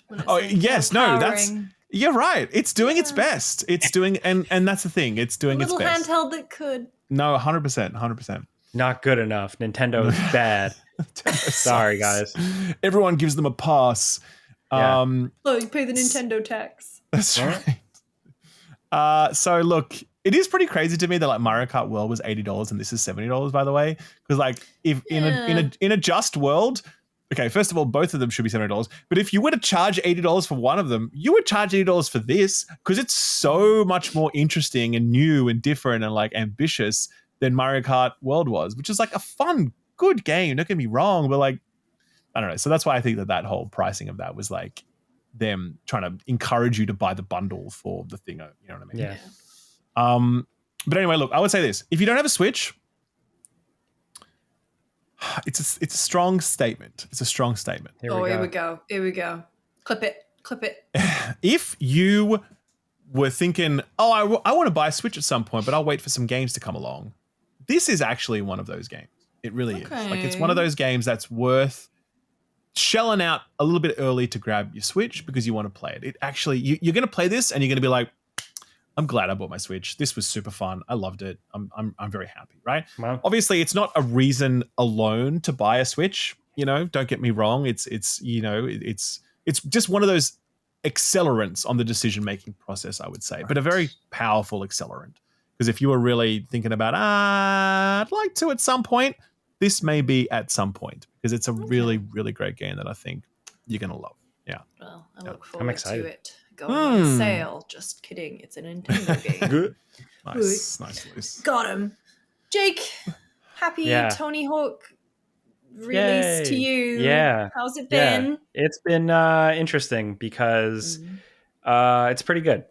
I think it's pretty good. I think the people that have issues with what's not there and what's changed, you know, it's a thing. It's just the music, right? What else is not there? Is it just the career mode stuff in 4? Yeah, that's career mode is like significantly kind of pared down. And then also you can argue that, and you know, Tony Hawk's Pro Skater 1+2 had this issue, but you can also argue that it's just like some of the edges were kind of sanded off. Like you don't have like guys in the background peeing. You don't have like weird edgy goals as much anymore. Right. So it just feels a little sanitized. I don't know. So here's the thing. I am a big Tony Hawk fan and I love playing them and I have like all the same issues as everybody else, but also like I didn't get a review copy. Like I bought this game and like I was excited to play it. Send out review copies. That was so weird. Like I saw like did a little bit. They just forgot about me. That's not true. No, it's not true. Like 4 review, like I only when the embargo went up, I only saw like 4 or 5 reviews go up. Yeah, like it was a lot. Weirdly small how few review copies they sent out for it. Yeah, it's a shame because like they were definitely still confident in it and like they're marketing the hell out of this game. Oh my God, yeah. But I don't remember where I was going. Essentially, I have all the sticking points with this, but like I still just went out and bought it, and I've had a great time with it. I've sunk tons of hours into it.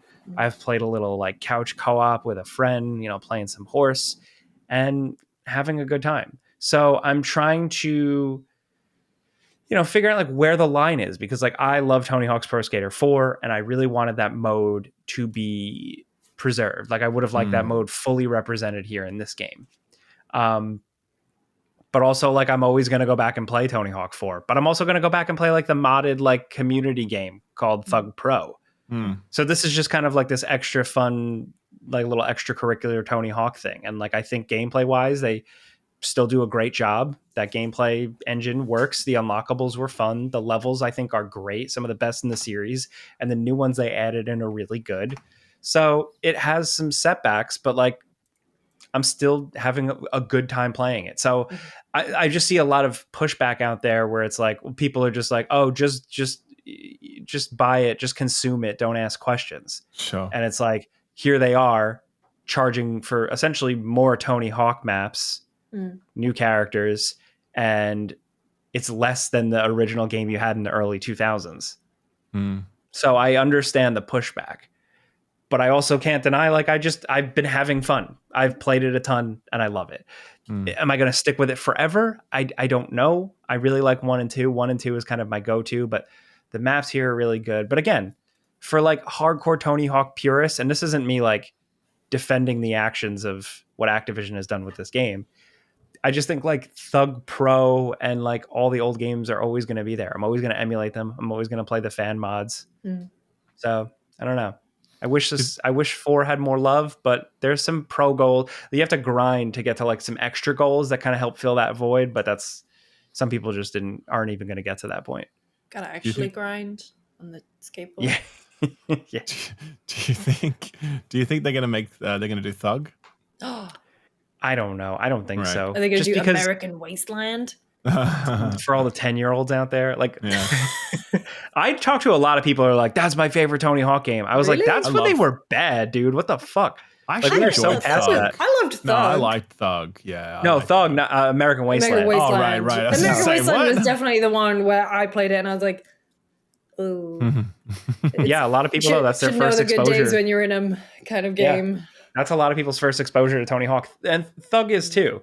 But I think with Thug, and absolutely, I would love for them to like remake that. Yeah. I think if they did do it, they would do it with like a new story, new setup, kind of callbacks to the old one. Because again, like there was like little gags and stuff in the old game, and like, you could like jump over a hobo or whatever you want to call them. I don't know what the phrase is, but stuff like that. You're like kick flipping over cops. There's guys peeing off the balcony, and like they took all that stuff out. And so I think I don't, because they're like doing that, because none of it's like that egregious or anything, but like the fact that they're doing that, silly. Then that gives me no confidence that they're like, yeah, let's remake Thug. Yeah. If we can't have the peeing guy on the Canada map, I don't want it. That's it. Then it's not happening. But I've had fun playing this, and at the very least, I hope that Tony Hawk can have a future. And I think that if they did make a Tony Hawk's Pro Skater 5, if they were ever to go crazy and actually make a Tony Hawk's Pro Skater 5, because they never did that. They have not done that. So if they finally go and make a Tony Hawk's Pro Skater 5, I can't believe I'm saying it out loud, but I think Iron Galaxy would do a pretty solid job. I think in terms of how they designed the levels, in particular, the new levels, I think 2 out of the 3 are very good. And one of them is like an all-timer. It's incredible. Damn. So, I think they could do it. They fucked up the Batman Arkham Knight PC port. That was them. And I'll never forget. That was them? Yeah. But, wow, that's a bit of lore, isn't it? Right. That's an infamous one. I remember that one. Wow, that's crazy. Yeah. So I think I would love to see them at the very least take a crack at a new mainline. Yeah. I wonder, do you reckon there is like, because you have to like really suit up for the development of that? Like, and what I mean by that is a lot of money invested for a studio to make a new mainline Tony Hawk game. Yeah. You know, and Yeah, like, do you that's think true. there's a market for that? Like, do you think that if you made a new Tony Hawk game, that it would sell enough copies? Like, would you know what I mean? Like, Bring back Tony Hawk Ride. I didn't think so, but then I saw how much they're marketing this one. Okay. How much Tony Hawk and Bam Margera are going on like late night talk shows and podcasts, and airplanes are driving over beaches with banners for the game. All these new marketing collabs and deals that I'm like, maybe this, you know, does have corporation investing this much does think there's more. Yeah. Okay. So we'll see. I was so happy that Jordan Midler got to interview Bam Margera. And it was a great interview too. Yeah, it was really good. Such a great time. I'm curious, like, just the legacy of Tony Hawk now. Like, are we going to get to a point? This is going to sound dark, but I just think about dying and everybody dying all the time. Do you think that we're going to get to a point where we might be playing Tony Hawk games without Tony Hawk, like Madden, where like Madden name becomes the thing? But then I reckon that's already happened with Tony Hawk, by the way. Like, I reckon, as in his name. No, he's still out there. But my point is, when you think Tony Hawk, you almost don't think about this dude who is a skater. The first thought that enters your head is a video game. It's like it's so deeply in like the culture. Absolutely, yeah. It was a very important cultural artifact. Yeah, that's it. You think? Oh, really? You think of him when you think of like Ubisoft games now before you think of his books? Yeah, I've never read a Tom Clancy novel. You're not. It's because you're not like a 50-year-old retired dad. Dude, I almost went to an estate sale on Sunday just so I could buy a collected history of the Roman Empire. So please don't ask me if she's one bad day away from a submarine documentary. I don't want to watch that Ocean Gate one. Oh, I watched both of them. There's a Discovery one and a Netflix one. It's heavy stuff. Yeah, I just know. I'm waiting for the Mushroom Lady documentaries. Oh my god. The mushroom. This is Lucy's. I'm so glad I learned about this. Thank you for like exporting this to us. No, I was so Ralph, when you messaged in the group chat, which by the way, if you weren't following the Mushroom Lady case in Australia, go look it up. Spoiler alert, she did get convicted. But like I was on vacation. We need to give them a quick primer first. Yeah, you gotta give them a quick primer, Luce. She invited her ex-husband and his family around for lunch to discuss her health. Her ex-husband cancelled, but the family still went. She made them beef Wellington using poisonous mushrooms and killed 3 out of the 4 of them. Then pretended, like she tried to scrub her internet search history of locations where she picked those mushrooms. Insane. She bought a dehydrator to dehydrate the mushrooms to put them in the beef Wellington. I still can't get over beef Wellington, the most complex meal to. Just a casual lunch of beef Wellington. Like imagine Agent 47, Sarah, like I've prepared some beef Wellington for you. Are you kidding me? Good work, 47. But no, and then she also claimed that she ate the beef Wellington, but she said that she threw it up. And so she was fine. She also was lying. She invited them over to tell them that she had cancer, and she didn't have cancer.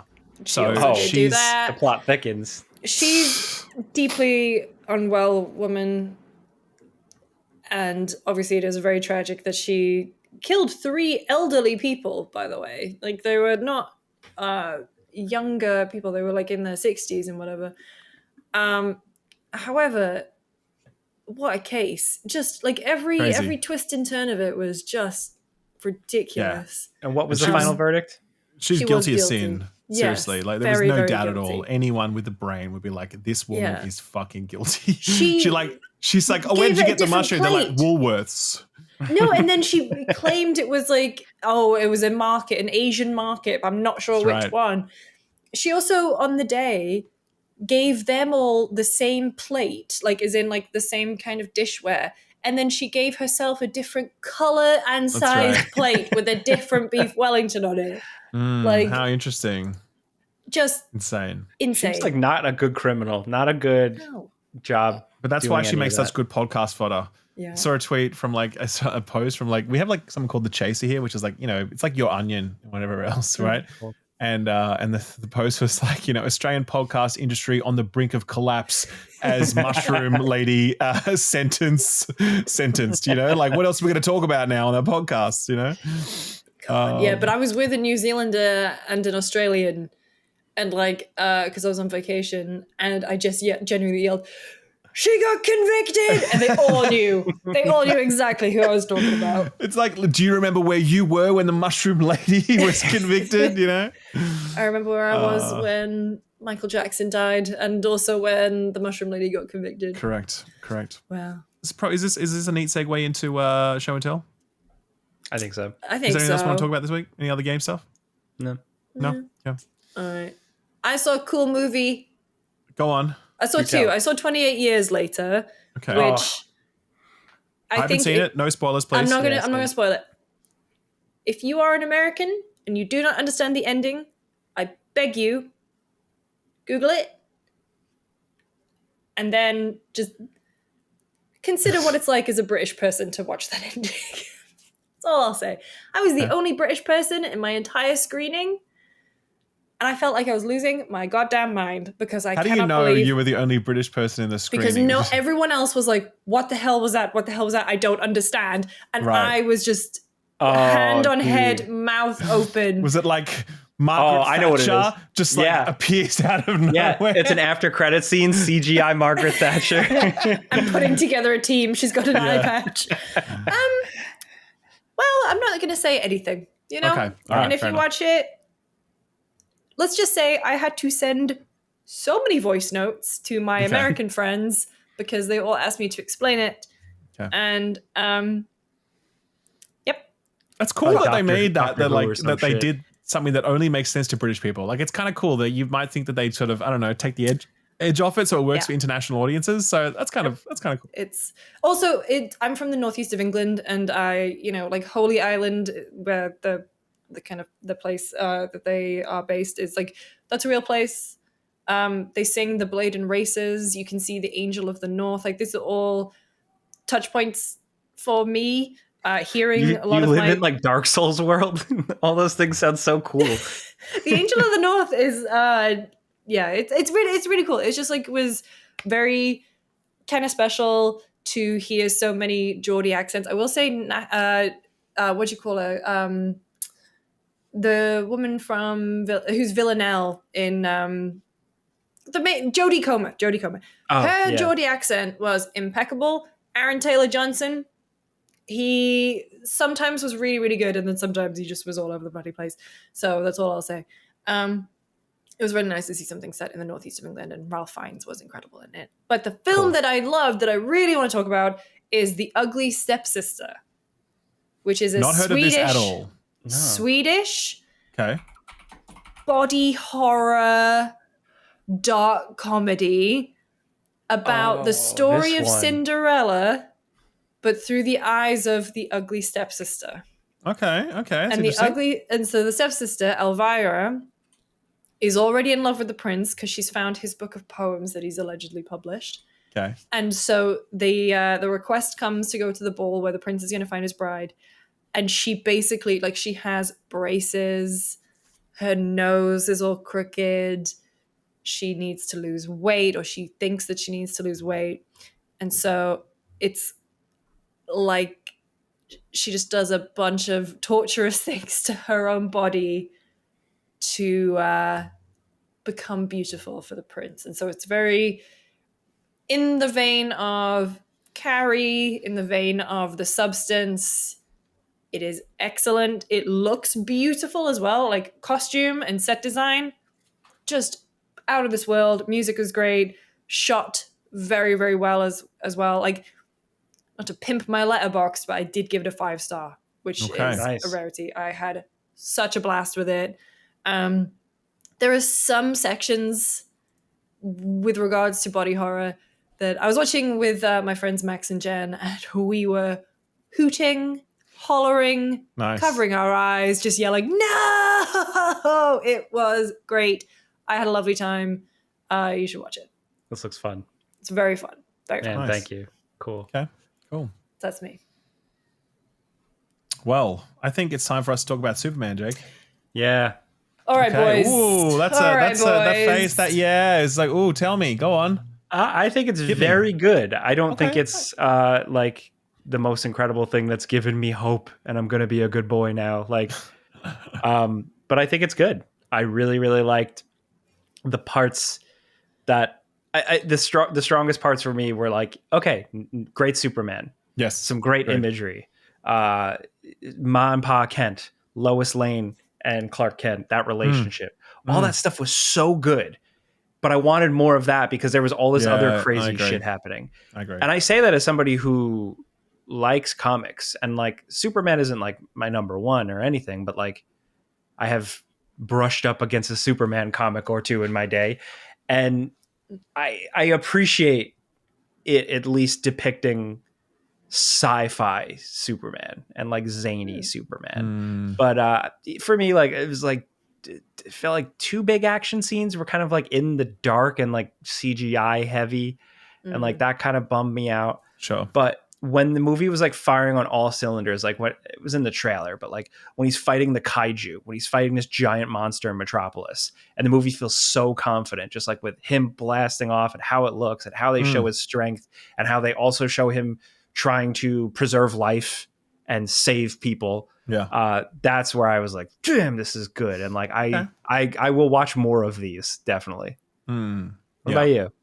No, I think I'm like a similar place. Like I think that I really enjoyed the Superman.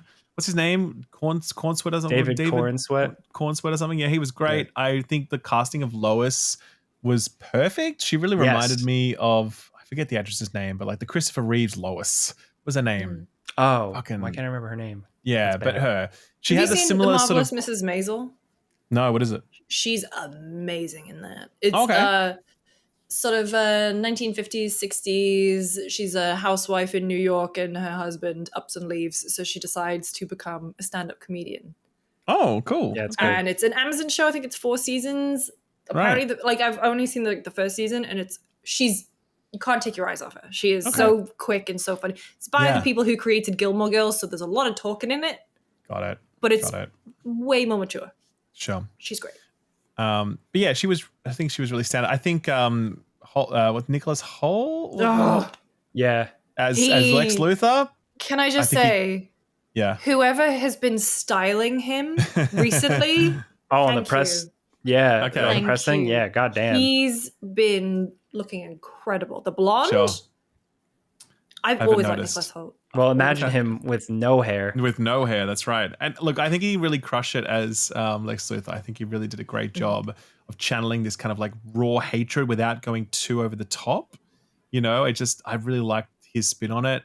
I just think, the movie was just a bit overstuffed. Like there were so many characters, so many things going on, so many changes of dimension and so many plot lines happening at the same time. I kind of just would have liked a more intimate story, focused a little more on like, Lois and Clark, that kind of vibe. That would have been cool. And, a bit more because the emotional beats are so good. Yeah, like, they're really good. It. And that's actually where like Gunn is strongest as a storyteller. Like he's really good at zany, crazy action sequences. Sure, absolutely. But I think, he's actually really strong when it's time to like sit down with a group of characters and feel. And I think that argument scene that they had with there's a scene in there with like Lois and Clark arguing with one another. Really good, cool scene that kind of like hooked me, and I'm like, okay, I'm very in on this like rendition of this relationship and on this rendition of Superman as a character who has this kind of like naivety. The part that I didn't like about the movie was the way it was kind of trying to brush up against world events, which I think sits very awkwardly. So like it obviously is like Israel-Palestine for sure. Like there's no question about that in terms of how it's presenting things. And that's fine, but it's more about like the way that is pulled into the story is just kind of very awkwardly handled. And it kind of just, it feels like a very naive and surface level look at what is a very complex topic. And it's not actually Israel-Palestine, don't get me wrong, but it has those parallels between like, aggressive nations and smaller populations. And it just looks very awkward the way that it's done. And the way that story is told is it just feels very, how do you say it? Like very token, I would say. It's tokenistic. And it's like, if you're going to go into that space, you kind of need to deal with it in more detail. And I think like Snyder would have been better at that sort of stuff, if you know what I mean. If you want to bring in like real world politics and because he make tried parallels, a little bit. Yeah. He did, absolutely. And I think that Snyder-esque stuff, leave that to Snyder, because like that's where he sits most comfortably. Whereas I would have much preferred the movie focus more on those like human characters and the silly comic book stuff and whatever else. Yeah, it's interesting because it's like that whole conflict was another thing where it's like another problem for Superman. That there was not enough time to really dig into it, and then the stakes don't feel as high, but the resolution was really not that satisfying to that whole thing. And another thing that Superman has a problem with, like in the trailer when you see people throwing cans at him and stuff, that whole situation is another thing that's like, that's interesting to explore, but then it's very quickly solved and moved on. But it's very quickly emerges, like one video appears online and everyone's like, whoa, we hate Superman now. Yeah. And then it's immediately kind of solved later on. And I think in the information age where we're so used to like fake AI videos and we're used to propaganda or whatever, that also felt quite a naive sort of setup and whatever else. So I think this partly exposes the challenges of like dealing with Superman in the modern era, because he is he's a product of his time, a simpler era, like a more binary era of like good versus evil, and where you sort of trusted information more readily, and where you could talk about a global conflict as something in the or like a overseas conflict as something in the abstract without really trying to think about what it actually is, if that makes sense, because we're so much more informed now about what's going on in different parts of the world than we were like 30 years ago, where it's like, yeah, cool, Superman goes to visit another country and kills some people, whatever, that's fine, that's fun. But now we're like, what does the Geneva Convention have to say about Superman's actions? You know what I mean? Like those sorts of things would just never have entered our minds 30 years ago when we were watching like Christopher Reeve rocking around, So I think what does work is at least introducing for Superman for the modern age, just really leaning into the like good-natured, borderline naive Superman. What I think was interesting for me is like I still feel like I've never quite gotten, other than Christopher Reeve, sort of like, I don't know, I picture Superman like from the animated series also in particular, like almost fatherly in a way. And David Corenswet, this Superman doesn't come across that way, but I could see him eventually becoming that way. Does that make sense? I get you. I would love to see like an Alex Ross style Superman live action. Dude, where like Superman is like a kind of sort of portly, balding man who's just like, he's this old dude, and like that'd be kind of cool. I don't know why that would be interesting, but all the Alex Ross art style just kind of evokes these thoughts in your brain of like, how would that character talk? What would they do in that situation? What if Superman looked like Babe Ruth? Like, literally, that's right. What would Boomer Superman be like in like the year whatever? Like that would be kind of cool. Yeah. So but yeah, look, I definitely enjoyed it. It's a cool movie. It's fun. It's doing well, and I'm glad for Warner Brothers needed this to work, and it clearly has. Definitely recommend people check it out. But yeah, for me, I think there's other comic book movies that I've enjoyed a lot more than this. And I'd be interested to see how much they refine the format, because there's like Supergirl coming out next year as well. Next year, they just revealed the thing for that. Did you ever read Woman of Tomorrow? Woman of Tomorrow is good. No. So I'm hopeful for this. Is it based on that arc? Is it? Is it based on that book? Okay, right. Okay. I felt kind of insane because for some reason I thought Superman was next year. No. I had no idea. And then Greg was like, oh, got my tickets. I was like, what? You're like, what? Fantastic Four is like next week. It's insane. So I'm going to go see Sorry Baby on Friday, which I'm very excited about. What is that? Does that have any superheroes in it? Does that have any superheroes in it? I don't know what it's about. My friends all saw it, cried, said it's one of the best films they've ever seen, and then they're making me go, like, they're like, we're going again, so I'm going to see that on Friday instead of Superman. Let us know if it has any superheroes in it, okay? Or a CGI dog or some bullshit. That's right. Report back, please. Oh, I did like the thing that dog adoptions have gone up because of crypto. Yeah. Oh, that's nice. That's cool. a nice little feel good. It was a good CGI animal that you could actually feel for. Like, and actually I was like, okay, I believe this. I do. And there was one line where Superman was like, it's not really a spoiler, but he needs to go help the dog. I agree with that. And Lois Lane's like, are you really? It's just a dog. And he goes, yeah, And he is, but he's probably pretty scared right now. He's like, and he's not even a good dog. He's not even a good dog, but he's probably scared. And I was like, oh my God, that was the best line in the whole movie. I swear to God, that was actually incredible because I just feel like that really showed how Superman is built. Whereas like, well, we just got to help people. Yeah, and it gets it. That's just what I do. So another comic question for you. Did you ever read All-Star Superman? No. Okay. I know. Because I did, and it's just a lot of people are comparing it to this.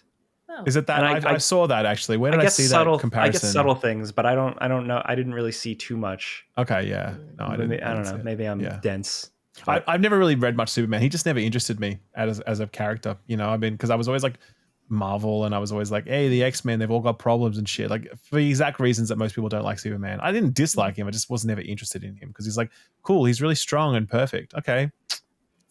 What else you got? You know what I mean? Sometimes he has a mullet.